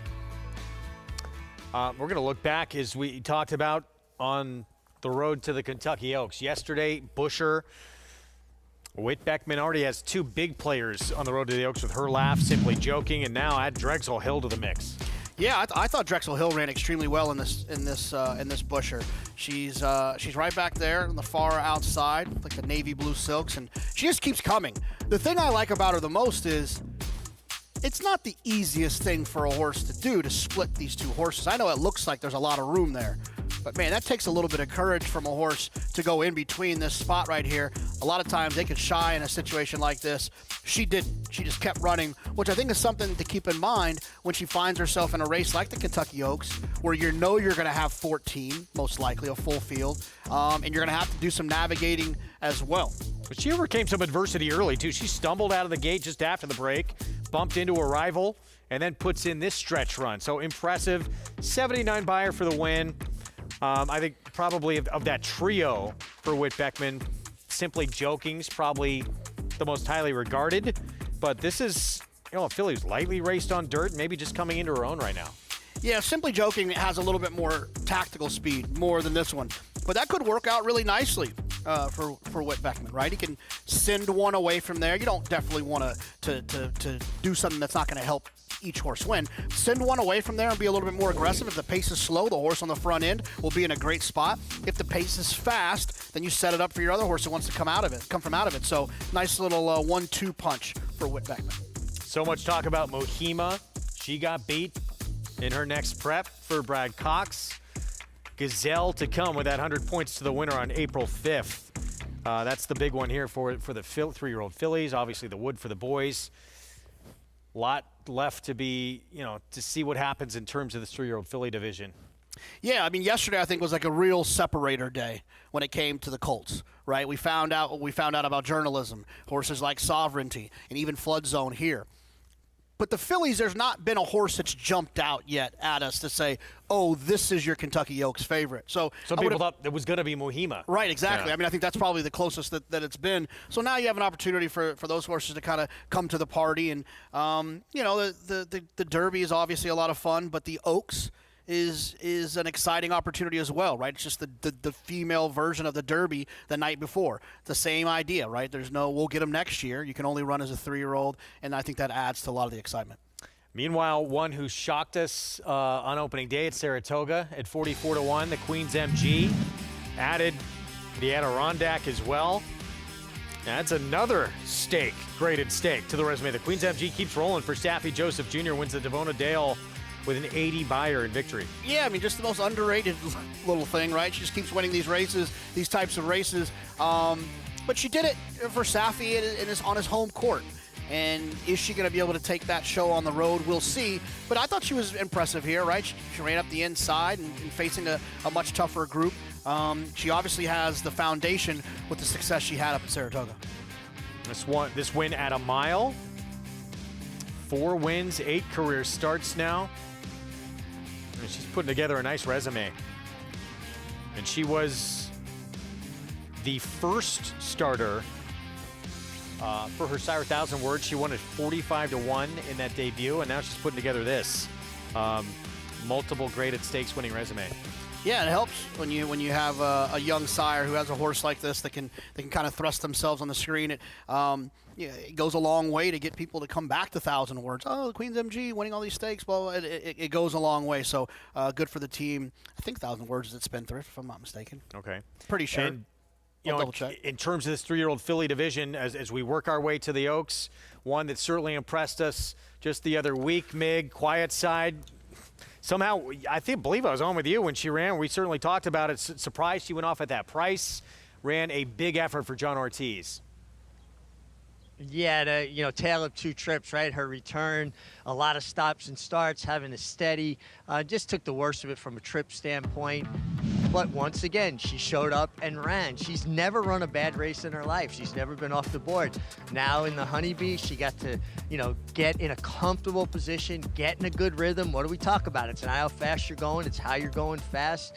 And when a horse gets to use their stride efficiently, you're going to get a better run from them. She had the race under her belt, and she just got the right trip for her, stalking from the outside. And a really big effort for a filly that is honest as the day is long. She is hickory. Again, I like these kind of horses. I like horses the way I like my people, honest and hardworking. Well, she showed us a lot of ability, really from the get-go. in that debut win at Saratoga last summer. We thought we'd hear from her, and now we are hearing more from her. I've always been such a huge fan of this horse and what she did at Saratoga. It's just a reminder that sometimes, they might have some success as 2-year-olds, maybe fall off form a little bit, but if they had that success at 2-year-olds, they at least, they have talent, and if they can somehow get back to that, you can get performances like you got out of her there. For you, is she, points, they don't mean a whole lot at this point, but Right. in terms of talent right now in this 3-year-old filly division, she top of the list? Yeah, she's certainly one that I wouldn't want to trade places with anyone at this point with a horse like her. She's got that 2-year-old foundation that I think, and she's come back now and run well in the Honeybee to suggest that she probably has an ability to continue to go forward. We get the 9th next at Oaklawn. Before we get to more on that, let's take a look at this leader list, or the upcoming Road to the Oaks, I should say. What's ahead? 50-point race at Santa Anita today. Fairgrounds, 100-point races. That'll kick them off March 22nd. Fantasy from Hot Springs and Gulfstream Oaks the end of March. And that 50-point race today at Santa Anita, San Isabel, is quite literally in a photo right now. I still don't know one. All right, we're going to take a timeout. We'll be back. More coming up. Trainer of Quiet Side, John Ortiz, grew up on the backstretch in Belmont, and he's got some very good runners in that barn. Going to hear a lot about him at this meet going forward at Oaklawn.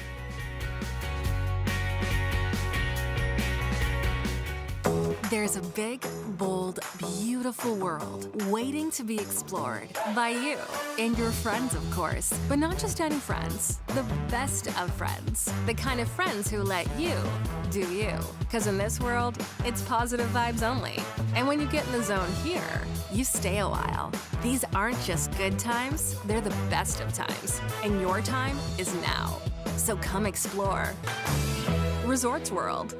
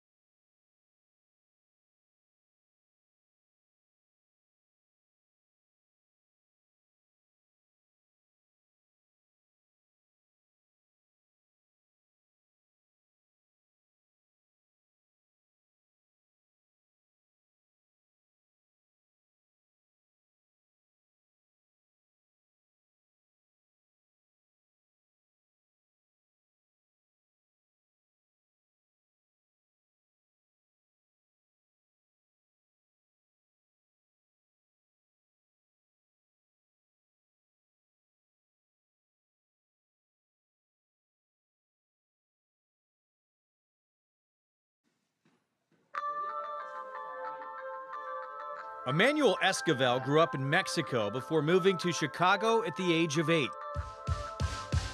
He was fortunate to be surrounded by a large family involved in horse racing. I got a lot of family. I got family all over the place. Funny, I went to walk around with my agent, and everyone we went through, I had a family member working there, And he was just laughing, making fun of me that I know more family members than actually trainers there, That includes Uncle Cipriano Contreras, who trains horses at Oaklawn. The two of them have been winning races together at Hot Springs for the past decade.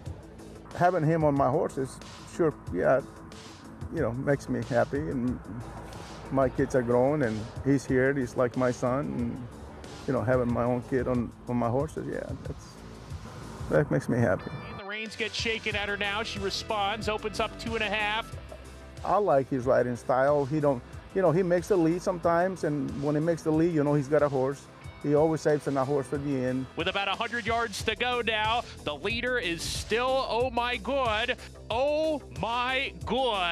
to win it. He's been my mentor, from the start. He's always been there for me. He taught me how to, gallop, walk horses, and everything. And now entering the winner's circle, number 7, Oh My Good. Trained by Cipriano Contreras. Your winning jockey is Manny Esquivel. Esquivel continues to focus on becoming a better jockey through hard work and a little help from his family, which now includes his wife and 3 children. I've been really fortunate, to have a good wife help me, and I've been all over the place, and it's hard for her and the kids. He's not cocky. A lot of people like that about him. He's a good family man, I'm very proud of him. War Campaign has to finish. Speed by his second best. And War Campaign ships into Arkansas and wins the Tinsel Stakes under Manny Esquivel. Thank you, man. Thank you. Before this, I did this for me. I wanted to be a jockey, but now this is how I support my family, So I try my best to work every day, try to get a new barns, try to ride a good race. It's not easy. You can try, if you ride 10 races, you're gonna mess up some of them, It's always try to ride at least a smart race, and hopefully pick up more business.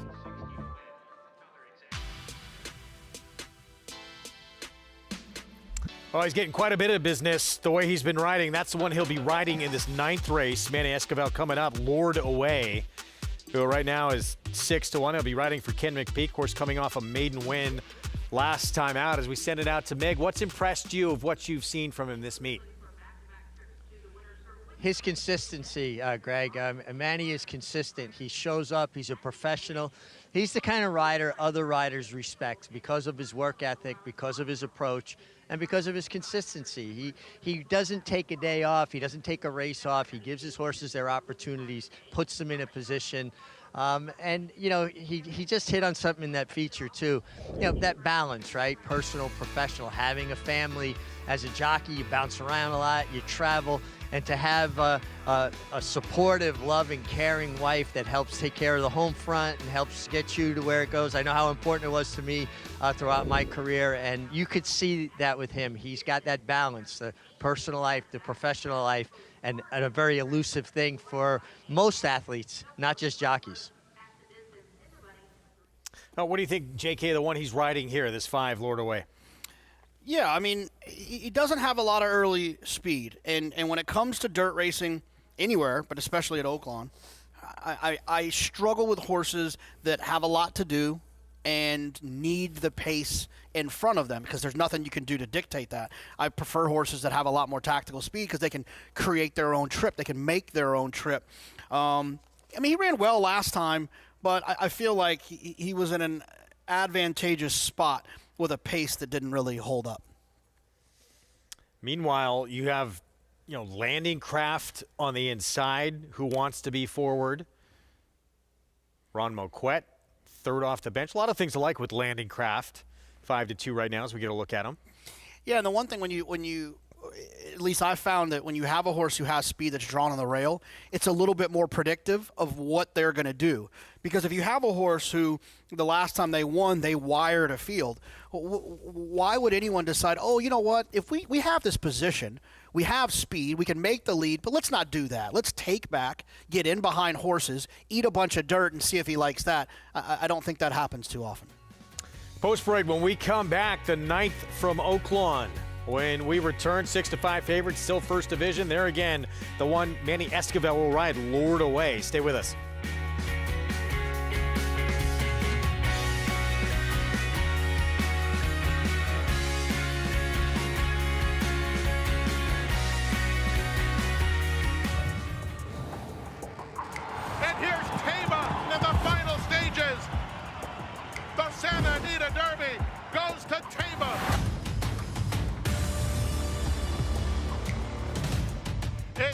Reba, absolutely terrific, winning Malibu by 4 widening lengths.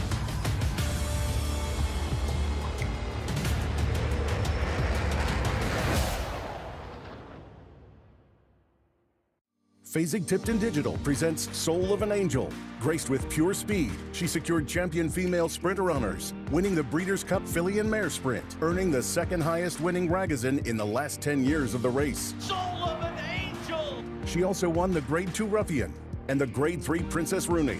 Possessing divine looks, this racing broodmare prospect has earned over $1.2 million and counting. The Soul of an Angel flash sale, February 26th through March 4th on Fasig-Tipton Digital.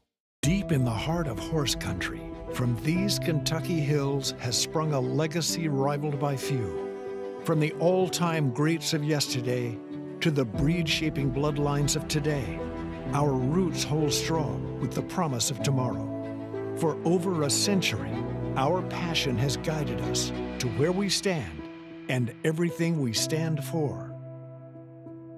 Claiborne Farm, the tradition continues.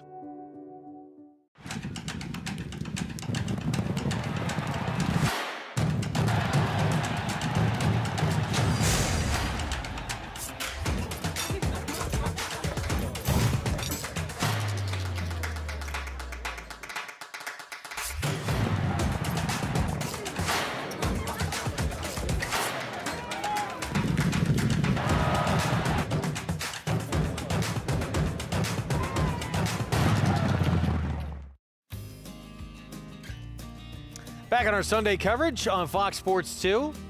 You're watching America's Day of the Races. Nice overhead view. There is the hotel with that flip side. Tremendous views of the racetrack. And here's our field coming up for race 9, this allowance optional claiming group at 1 mile and a 16th. That's your favorite at 6 to 5. First division, who we'll get to. We start with Landing Craft against speed from the inside, Ron Moquette. Yeah, tons of early speed from the inside. You'd like to think they would use that weapon from down there. Best Friend Rocket coming off the second win of his career last start, now to the D. Wayne Lucas barn. Comes in off a break since December, exactly like the last winner for D. Wayne Lucas in the race before. Capo Luca with Tyler Bacon. Yeah, this one needs to get a little bit faster. That race 2 back and put him in the mix. There's Manny Esquivel, showed you the feature on him. I just worry that last time was the time the way that race set up for him. Bout Tree Fitty gets Lasix. Oh, that's a good name, Bout Tree Fitty. Another 1,000 words, like the Queen's MG. And here's first division, favorite, Ken McPeak. Yeah, drawn towards the outside. I've just questioned that last race as well. Him and the horse to the inside both exit that race. Give me the horse that did all the running early, the one Landing Craft between the two of them. 3 to 1 from the inside. Landing Craft with Bejarano. Approaching the 5-minute mark to post. Let's go to Mig. Yeah, guys, and we'll start right there with the one Landing Craft. When we talk about it, Ron Moquette having a tremendous meeting, all of his horses performing. If they're not winning, they're running well. He gets a good inside post. You get Rafael Bejarano. You would assume with that post position, Jonathan was talking about it, you're going to allow him to stride forward. Again, I'm not convinced speed is a great commodity to have today. It just feels like a lot of horses are kind of leveling off or bottoming out a bit late. But he looks terrific, the son of Omaha Beach, and making a nice impression. The horse drawn just to his outside, making his first start in the Wayne Lucas barn. Wayne had a winner in the last race. Love that he brings young fans. He sees a young kid by the winner's circle. He pulls them into the picture. That's how we create fans. It's a really great thing he does, and I know what an impression it makes on young people. And Best Friend Rocket could not look any better. He just really looks fit coming off the layoff. Gets Lasix for the first time. He was the horse that caught my eye more than anybody in the saddling enclosure. He really stood out from a physical perspective. And then the 7 first division. Now, I understand what you're saying, Jonathan, as far as, last time Landing Craft did all the dirty work. But that was only this horse's second start of his life, and he went from 1 6-furlong race to 1 mile and a 16th race, and that's one of the hardest things a horse can do, going against maidens first time and now having to take on winners and stretching out. He's got a pedigree that says that stretching out is going to be in his wheelhouse, and I just think he needed a run around 2 turns to get to his best or, the optimum fitness level. He's by Omaha Beach, just like Landing Craft, the one horse is as well. And he's a brother to Corningstone, who we saw win stakes here. I just think second time stretching out, this horse is going to be a lot stronger. 6-5. Thank you, Mig. First division, yes. Sprinting 6 furlongs, winning that debut, closing sprinter. Tough ass to go to a mile and 16th here and just start number 2, where he wound up 3rd. Certainly you think would benefit from that. We'll see what we get coming up. Julien Leparoux has had a lot of success this meet for Ken McPeek. Yeah, I mean, look, he did. It's not an easy thing to do, to go from 6 to a mile and a 16th, and he did it well. The problem is he comes from out of it. And while it worked well enough for him last time, I just prefer a horse like Landing Craft who can make his own trip. You're getting a better price on Landing Craft as well. So I just much prefer that. A horse that especially with the inside, is going to be able to save ground. You'd like to think at some point the 7 is going to end up losing some ground. I just think if you look at them and compare the two of them, especially because they're exiting the same race, I just much prefer the 1. And we'll see, obviously with Best Friend Rocket next door, the 2, if he tries to put pressure on Landing Craft, how much he tries to apply. But no question, Landing Craft wants the front. Yeah, but it's, but Best Friend Rocket can also just pop away from there and end up sitting in that comfortable stalking position. He doesn't necessarily have to hustle to make the lead and cross over. And it's one of those situations that if the 1 breaks and you break, just stay off, just sit right off of them. That's how these horses often train in the morning, sitting off of other horses. They're comfortable in those situations. So he certainly could, but it wouldn't make a ton of sense to be too aggressive. Well, Mig, if you're Rafael Bejarano on Landing Craft, you have that speed, you have the rail, and not a huge, big run up until that first turn. What's your game plan here? I'm protecting inside position. I am not allowing horses to drop over on me. I think riders make a big mistake overthinking situations like that. You've got the inside. It's the shortest path around there. Use it to your advantage. Don't allow that wave of horses to fold over from the outside and throw dirt in your face and discourage your horse. And these still are young horses, developing, learning. Think about it. You're at the beach, and a big wave comes and curls around, knocks you down, and thrashes you around on the bottom of the ocean there. Sand kicked in your face and shells scratching your back. You don't want that. You want to stay up in there, hold your spot. And a horse with natural speed, you don't even have to send them to be there. Just allow them to be there. I think there's a big misnomer in this game where people say, oh, he took back or he sent. Sometimes you just have to be a passenger. Put your hands down and let your horse dictate his stride. And we've seen from Landing Craft, his natural stride is going to put him most likely on the lead. So Bejarano, knows the game plan here. Has the rail, has the speed of the race. 2-1 second choice. And let's just see what First Division is going to be able to do if this horse gets loose. It's going to be a tough ask. I would think so. I mean, I think that the 7 and Julien Leparoux are probably hoping that Nick Juarez and the 2 at least put a little bit of pressure on the 1 Landing Craft just to kind of help it along there to a certain extent. But it's often a situation that you'll find in dirt racing is you play this game long enough, you'll see horses like the 7, that make these kind of flashy runs and come from out of it. Man, when you come from out of it, you're always at the mercy of the pace. You're at the mercy of getting stopped. You're at the mercy of being wide. There's just so many things that have to go right when you come from off of it. When you have a horse that can dictate and just, in a perfect world, the 1 Landing Craft will break away from there and then stay on the rail all the way around the racetrack. Then geometry comes into play. And geometry becomes your friend. It's just there's so many more things that can go right when you're forward than when you're coming from out of it.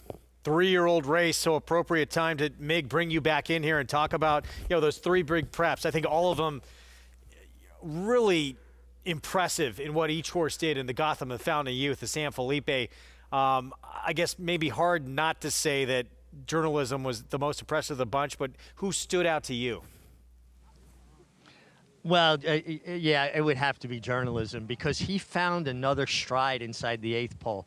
And when we're talking about prep races for the Kentucky Derby, as important as they are in their own right, you want to identify the horses that are going to be able to stay the 10 furlongs of the Kentucky Derby. And when a horse finds another stride and reaches through the wire the way journalism did, that makes me believe there is no problem getting 1.25 miles for this horse and beyond, and which isn't even necessary, particularly with the Belmont Stakes being run at Saratoga again this year. But I was most impressed with him. He went and reeled in Barnes, who was running. He didn't come back to him and got a big figure. So visually it was impressive, as well as on paper it was impressive.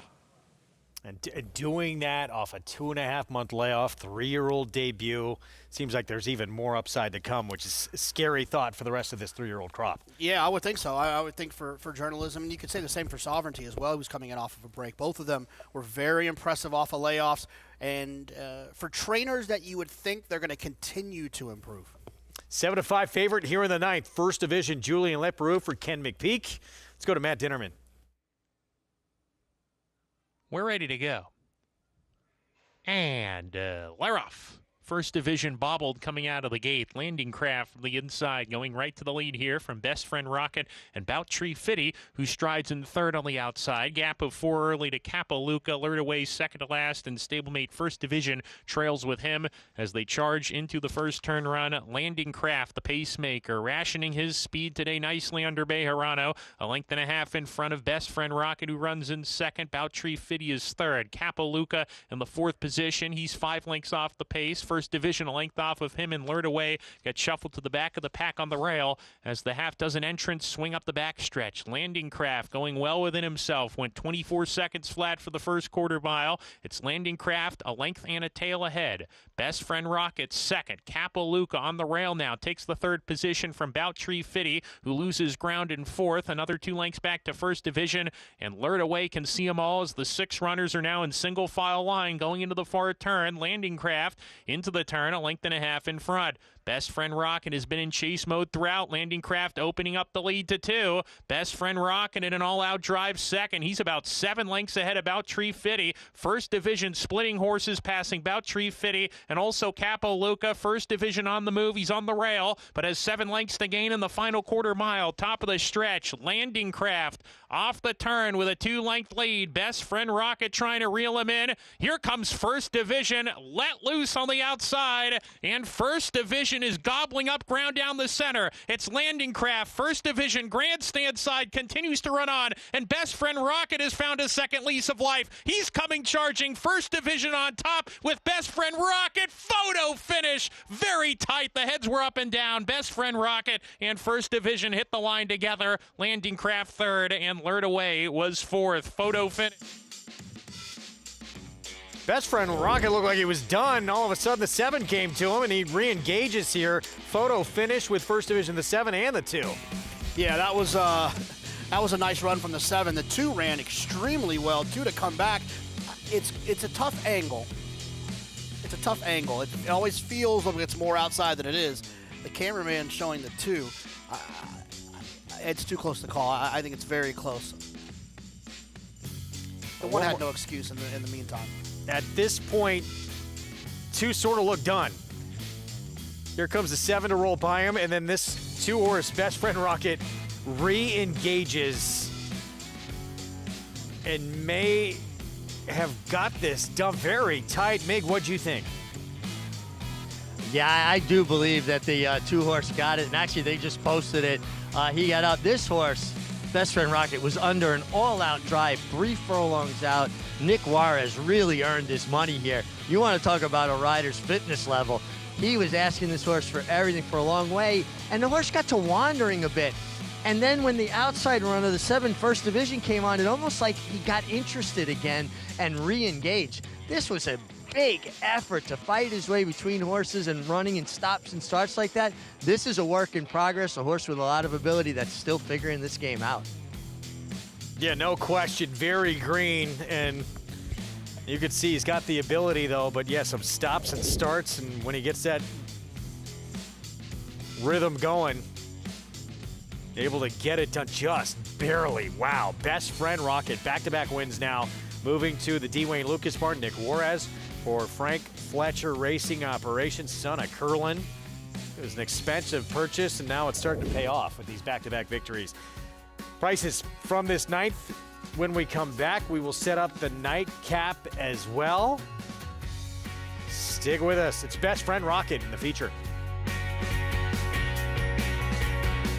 And they're off at the Naira Betts Haskell. In the Belmont Stakes at Saratoga. Dornoch setting up moderate pace, 3/4 of a length ahead. As the field turns for home.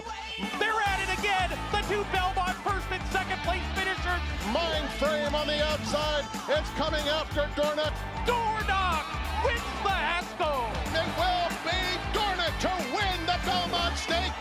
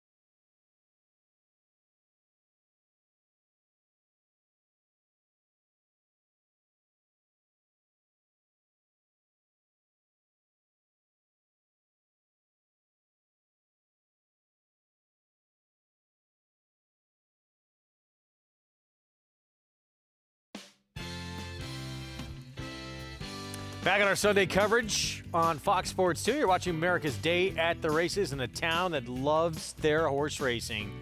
Hot Springs, must visit if you're a horse racing fan, but a lot of other great things to do around town as well. Yeah, absolutely. They got a lot of kind of historical things you can check out, museums. They got some cool old bars that have some cool lore about them as well. Fun little area. Couple wins today for legendary D. Wayne Lucas. Gets another one here with Best Friend Rocket. Let's go to Mig.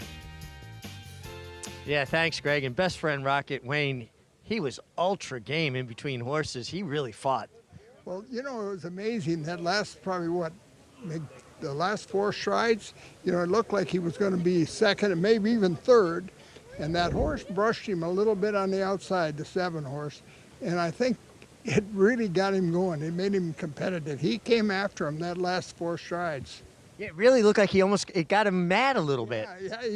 Yeah, he's been kind of a head case, as I understand. He doesn't want to train that much every day is what the story came with him. But he's doing really well, and he's curling. There's no reason for him not to be a good horse, and I was really pleased to see this and what we getting done with him. He was a standout physically in the paddock. I made a comment. He could not have looked any better. I guess he really kind of tipped his hand the way he's been training. Well, we've had some good works on him, some very good works, and I thought that maybe he was one of those who was going to give us that in the morning and not in the afternoon. So today was a big test. And I think there were some pretty decent horses in there. The time was good. I think we can build on this and go forward. Wayne, back-to-back wins, and something that you do that I'm so impressed with. You find young fans and you bring them down to the winner's circle. It's really a nice thing to see. It makes it more fun, really. You know, you and I have been in the winner's circle a lot, and so it's kind of routine. But when you take a couple little girls like that and bring them down here, they're shaking and trembling and all excited and everything. And even the mother, in this case, she didn't know, you know, who we were or anything. And so I send Lori into the crowd, and she'll find one and or two, and we bring them in, and then we always get them a picture. And today I was lucky enough I was able to sign the picture. But it's something I've done for years and years and years, and I'm going to continue it. It's fantastic. I applaud that. And guys, a legend in the game that's been influencing racing fans for generations. And continuing to create new fans every single time he's able to visit that winner's circle. Great ambassador for the sport, best friend Rocket. Back-to-back for D. Wayne Lukas today at Oaklawn. Yeah, back-to-back wins for D. Wayne, and I want to elaborate on that. I think it's a great opportunity. We always talk about what can we do to grow our sport, and there's always a bunch of big picture things we can do. But I think that what Wayne does by introducing it to the youth, I mean, people will remember that. Kids will remember that, and they'll want to come back, and when they come back, then it'll be something that becomes a part of a tradition for a family to a certain extent, and it's really cool. And not to mention, creating all those new fans, but also giving a lot of opportunities to these young riders, too. Jamie Torres won a Preakness for him last year. He's giving Tyler Bacon, that apprentice, all these chances now. So, good to see. Well, I mean, I think when you look at Wayne, it's about legacy for him, right? It's not only about what he wants to do with bringing kids into the winner's circle. It's also the riders that you mentioned, but it's also the trainers, right? I mean, Michael McCarthy, who won yesterday with journalism, comes from the D. Wayne Lukas tree. Michael McCarthy used to work for Todd Pletcher. Todd Pletcher worked for D. Wayne Lukas. His legacy is everywhere. Going to close out the card in Hot Springs with this mile and a 16th lower level maiden claiming race. It's 3-year-olds and up. It's the 12 right now favored. From that outside post, Ken McPeak, Julian Leperoux. We'll see if they can add another one with one who was just third at this condition last start. He is back, two-time Grade 1 winner. Chancer McPatrick, disappointing in that Breeders' Cup Juvenile. Going to get back on track on the Derby Trail for Chad Brown. Stay with us.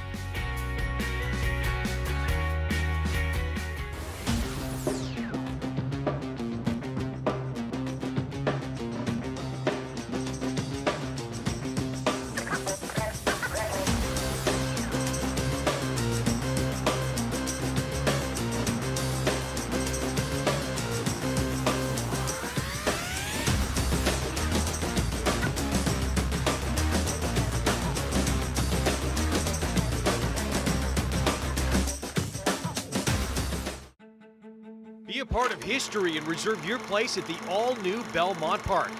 Secure your priority deposit today for an exclusive selection of hospitality offerings, from luxury suites to premium lounges with breathtaking racetrack and paddock views. The new Belmont Park will feature modern amenities, delivering the perfect blend of tradition and innovation alongside world-class racing. Don't miss your chance to experience tradition reimagined. Visit newbelmont.com today and claim your spot. New York breds. Race them. Respect them. Bet them. Respect them. Breed them. Respect them. Buy them. Respect them. Train them for a second career. Respect them. Join us in respecting thoroughbreds at every stage of life. Learn more at nybreds.com. Racetrack Television Network brings you every race, from every track, on every screen, every day. With monthly packages starting as low as $5, RTN gives you great value and access to more live HD streaming and race replays than anyone. Visit RTN.tv today to sign up and watch on almost any device, including Roku and Amazon Fire. RTN has packages that start at $5 per month.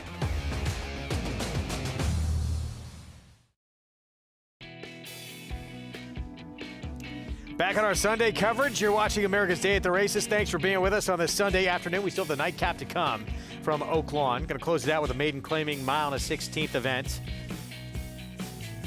But before we get to that, JK, we're I've been thinking about this. You on the line here. We're going to name that Derby Prep winner.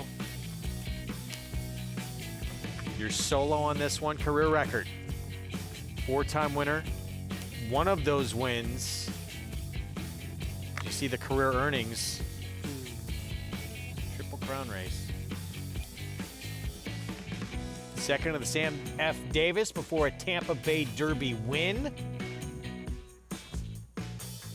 Went on to win the Belmont. Wow. Hurrah. Well done. Thank you. Woo. I was nervous. Good work, Jonathan. I did not think you were going to get this one. Yeah, won the 2017 Son of Tappet. Tappet was dominating the Belmont around this time, and it was another Tappet getting the win for Todd Pletcher and Eclipse Thoroughbred Partners. Yeah, Jose Ortiz, I think he's only Belmont, right? Him and I both have one? Yeah. Yeah, beat Irish Warcry and Patch. Yeah, there you go. Those Eclipse Thoroughbred Silks involved with journalism that we saw yesterday with the San Felipe. Well done. Very impressive. Well, Tampa Bay Derby's coming up this next weekend, and we're going to see Chancer McPatrick back in action. 2-time Grade 1 winner, obviously incredibly talented, showed so much precocity, and this is the field that's going to line up against him. Yeah, look, I mean, Chancer is one of those horses. You don't win 2 Grade 1s in New York in the summer and not be a really, really good horse. Obviously, the juvenile didn't go well. Didn't go well for a lot of horses. In fact, I thought the whole East Coast had it wrapped up, and it so happened that the West Coast ran 1-2 in there. But I think Chancer is one that needs to not be ignored. He's got that foundation. He's got those fast races. He's got that finishing style. If he can jump back into the winner's circle in the Tampa Bay Derby, I think he's right back in the mix, working himself up back to the top of most people's top 10 list. Yeah, and even too, I mean, you win the Hopeful, you're a serious horse. You win the Champagne, too. He overcame a lot, really, in both those Grade 1 wins, certainly in the Hopeful, though. Here's the Champagne, and look, he was 1-2 in here, beats Tip Top Thomas, Moplex, and it improved the best race he's run, at least speed figure-wise, with a 92 buyer. Yeah, and look, this is, to me, one of the most important 2-year-old races that we have in this country, right? It's a 1-turn mile. I'm of the belief that a 1-turn mile is more of a stamina test than a mile and an eighth race around 2 turns, and Chancer McPatrick passed that test. I'm not worried about the distance for him.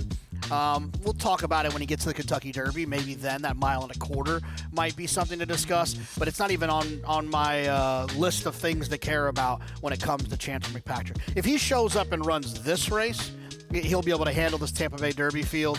And but the question is, what exactly happened in the juvenile? Why did he run so poorly there? A chance to regroup, but yeah, now playing catch up a little bit. Not a lot of chances left, but we'll see if we get the true 2-time Grade 1 winner back that looks so good early on in his 2-year-old campaign. In this first test of his 3-year-old season, those lining up to face him. We thought Patch Adams was potentially going to be a very serious racehorse off that big maiden victory at Churchill Downs when he ran a 98 buyer speed figure, but then a bit of a disappointment at odds on in the Southwest. Yeah, I just don't love the way he ran in the Southwest, but it was off of a long break, so you could give him an excuse there. He didn't break great in that race either, so he definitely deserves another chance here, but he's going to have to deal with a more serious horse, I think, than he had to face in his comeback. But, it's not outside the realm of possibility. Trained by Brad Cox. A big moment for him, that 7/8 maiden win at Churchill, and it's nice to have that in the bag too if he can get to that Kentucky Derby, that he has that huge performance on that track, but he's got to get there. We'll see what he can give us coming up this next weekend. Yeah, but he's in the right hands, right, with Brad Cox and being able to take horses and put them in different places to find spots for them. Even if Chancer does win and Patch runs second, he sets himself up really nicely for that last round of Derby preps to be able to pick up some points and get himself into the starting gate. We look forward to it. Going to be another big weekend on the road to that first Saturday in May. We'll have live on-site coverage. Acacia Clement will be there for us. She's been doing a terrific job out at Tampa Bay. Hope you join us Saturday, March 8th. And, yeah, big one. Grade 3 Tampa Bay Derby. 2-time Grade 1 winner Chancer McPatrick back in action for trainer Chad Brown. We're going to take a timeout. Nightcap still to come at Oaklawn. And this right now, the one to beat from that outside post for Ken McPeak with Julian Leperoux. Will the 7th time be the charm here for the favorite. Nominate now for this year's Fasig-Tipton Selected Yearling Sales. The July sale, with a focus on precocious and athletic yearlings, July produces strong results in the sales ring and on the racetrack. Last year's sale produced the highest median in the sales history, with 46% of yearlings sold, bringing $100,000 or more. The 104th Saratoga sale, the crown jewel of American yearling sales, Saratoga smashed every record in its 103-year history, led by a $3.4 million sale topper. Saratoga also produces the highest percentage of Grade 1 winners of any North American yearling sale, led by recent Breeders' Cup Classic winner Sierra Leone. New York bred yearlings, the leading marketplace for New York breds, held during the Saratoga race meet. Last year's sale set the highest median in the sales history. Selected sales, superior results. Visit selectedyearlings.fasigtipton.com to nominate now for our 2025 Selected Yearling Sales. Cyberknife was a very talented horse from day one. A very gifted, fast horse, a lot of speed, able to carry it around 2 turns. Looks a tremendous amount like Gunrunner, same ability and talent, beautiful physical, outworked every horse on the board. Holds the track record in the Haskell. He won it in impressive fashion, beating a very good group of horses. And Cyberknife has won the TVG.com Haskell over Tama. Jack Christopher finished third. The Arkansas Derby was one of his best. Showed how much talent he really does have and stamped himself as one of the best 3-year-olds in the country. His name is Cyberknife! Cyberknife ranks up there as one of the most talented horses I've ever had in training. Multiple Grade 1 winner, brought it every time you let him over there. Excited about him passing on his durability, his soundness, and his talent. And if he does, he could definitely be a breed-shaping stallion.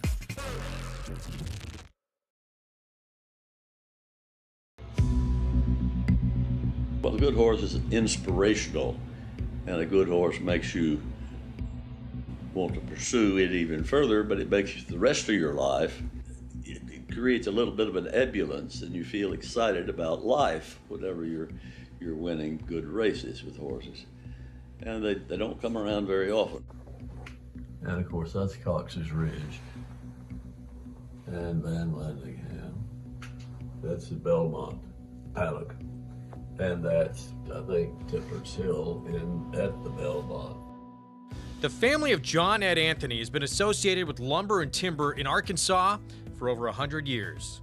And it's his home state that serves as the inspiration for the naming of his stable and horses, using Arkansas towns and landmarks.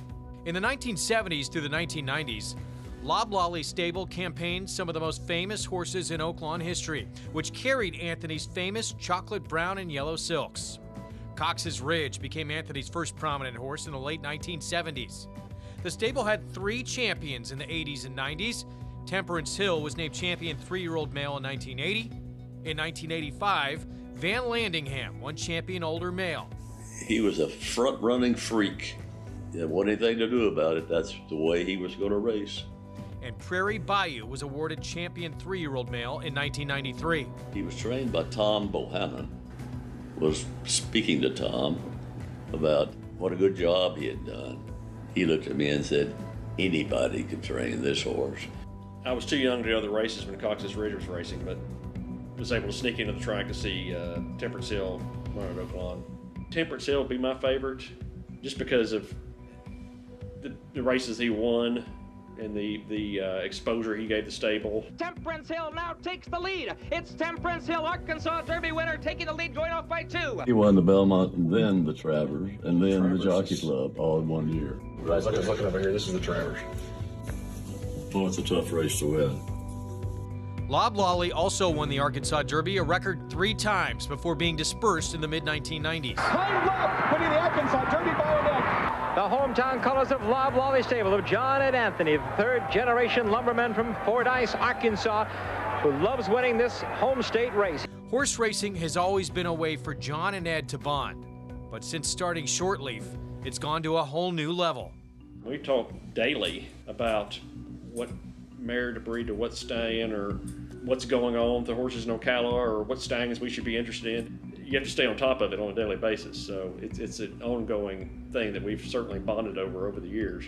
John Ed Anthony was inducted into the Arkansas Sports Hall of Fame in 2001, and in March of 2022, Anthony became Oaklawn's all-time leading owner, recording his 270th career win. It takes your breath away. The highs and lows in this business are peaks and valleys. It's maybe the only sport in the world where when you lose 4 out of 5, you're doing really good.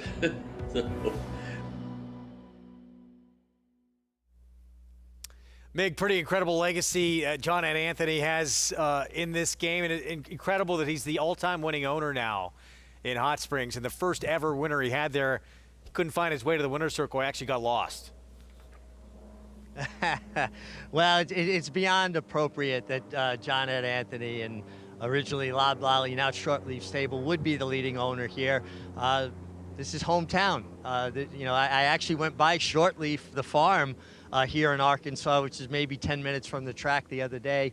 So they've written their page of history in Arkansas and certainly at Oaklawn Park. But, for me as a kid coming around, those iconic colors of Loblolly and all the good horses, and obviously Temperance Hill. I really looked up to Eddie Maple, watching him win the Belmont, the Travers, and the Jockey Club Gold Cup on him. Cox's Ridge was a terrific racehorse as well as a terrific sire. And Jonathan, you'll appreciate this. When I was a kid, I was galloping a filly named Island Charm, who ultimately I would ride to my first stakes winner as a jockey.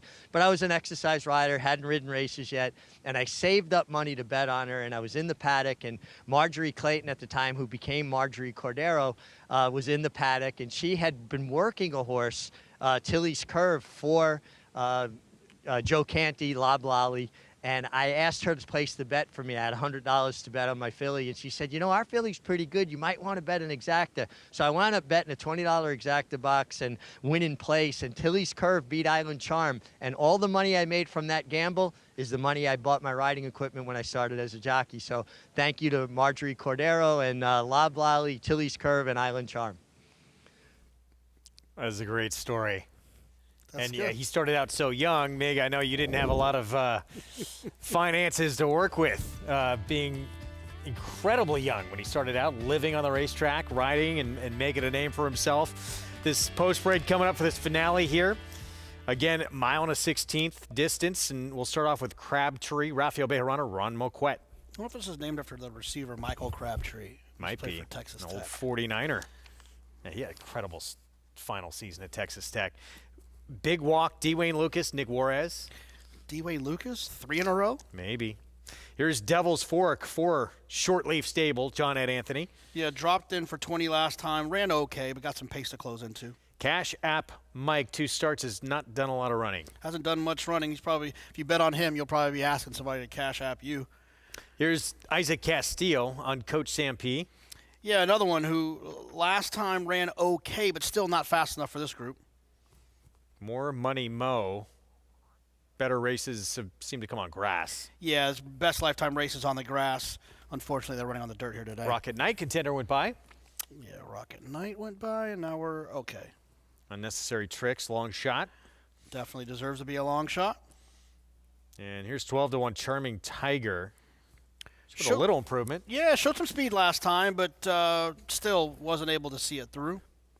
Westeros, can you make a case?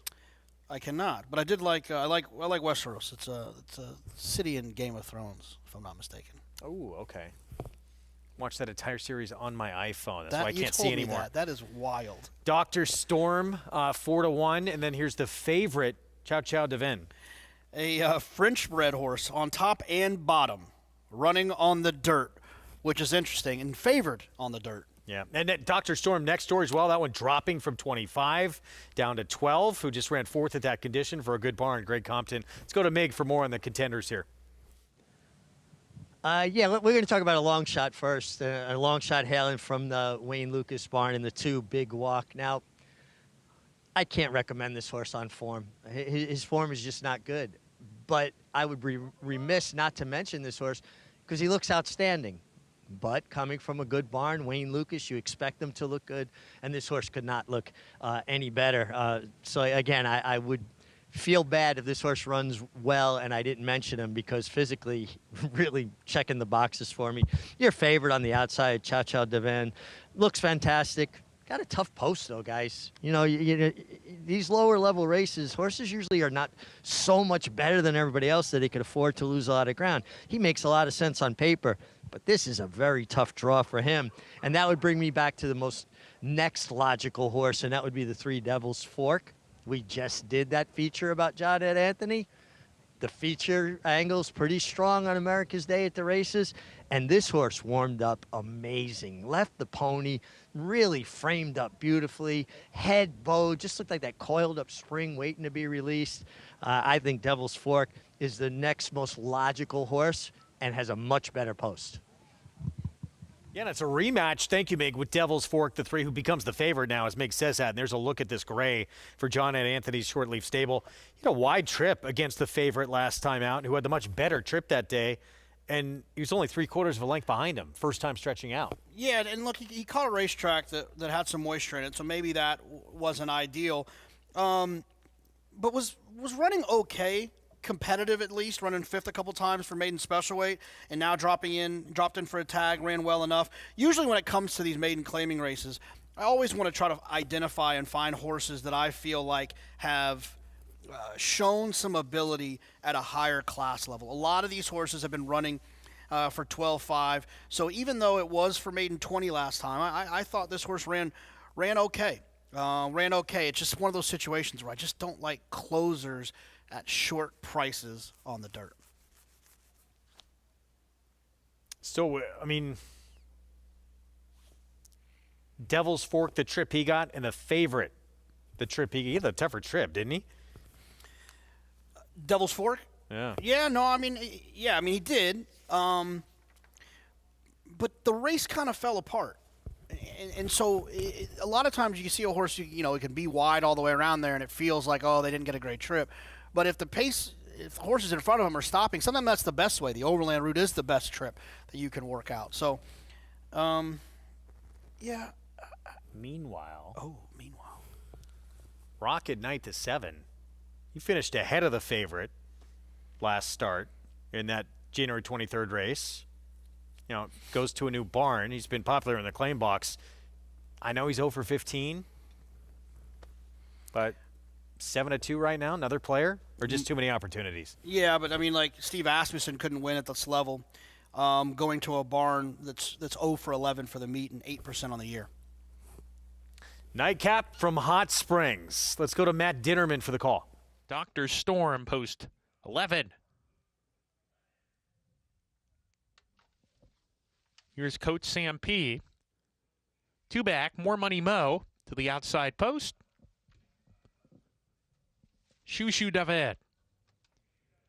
Live racing resumes Friday, first post, 12:30. We'll see you then. But for now, enjoy this nightcap. We're ready to go. And Leroff stumble at the break from Charming Tiger, but he recovers pretty quickly and is sent for speed. Wes Steros got the jump on him. He's quickest from Cash App Mike. Coach Sam P. a line up there joined second. Charming Tiger is there. Rocket Knight as they go into the first turn run, but Wes Steros is quickest. Steps on the gas, opens up 2.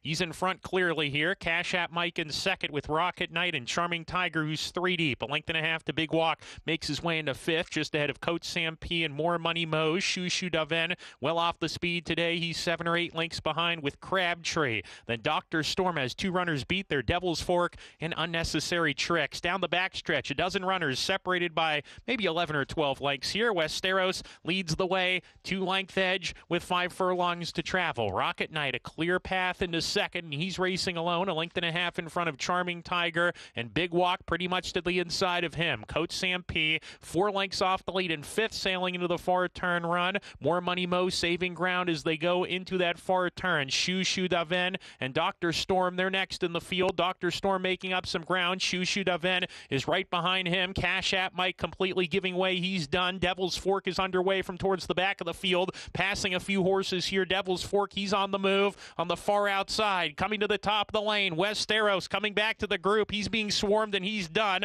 finding himself in front. It's Rocket Knight. Here's Dr. Storm on the scene on the outside. Dr. Storm Unleashed takes the lead from Rocket Knight. Now Devil's Fork continues that run from the back of the field, needs to finish, but he's got a big shot to win it, and here he comes. Devil's Fork in the short leaf stable colors to the front. Devil's Fork, Christian Torres pulling away. The Archie Bred beats Open Company today. Dr. Storm was second. Rocket Knight third across the line. Shushu Daven was fourth. Showed you the feature on John Ed Anthony and his son in a homebred for Shortleaf Stable. Take this nightcap, Devil's Fork. It's like clockwork. You know what I mean? You do a feature, you get a win. Somehow it does seem to pay off. Well done. They get another one. All-time leading owner in the history of Oaklawn adds one more to close out this card on this Sunday afternoon. Our next show, we're back Friday at 3 Eastern start time on FS2. We will see you then. Biggest takeaway from this weekend, what was it for you? Journalism is the real deal. Incredible performance in that San Felipe victory. Again, we'll see you Friday, 3 Eastern. Flood Zone stretching out for the first time. Moving to the Brad Cox barn. He was impressive in the Gotham in our ABR race of the week. Raylo Gutierrez with that mount. Sovereignty off the bench for Hall of Fame trainer Bill Mott from last to first at Gulfstream in a Derby prep win. But it was journalism who stole the show. A wow performance in the San Felipe.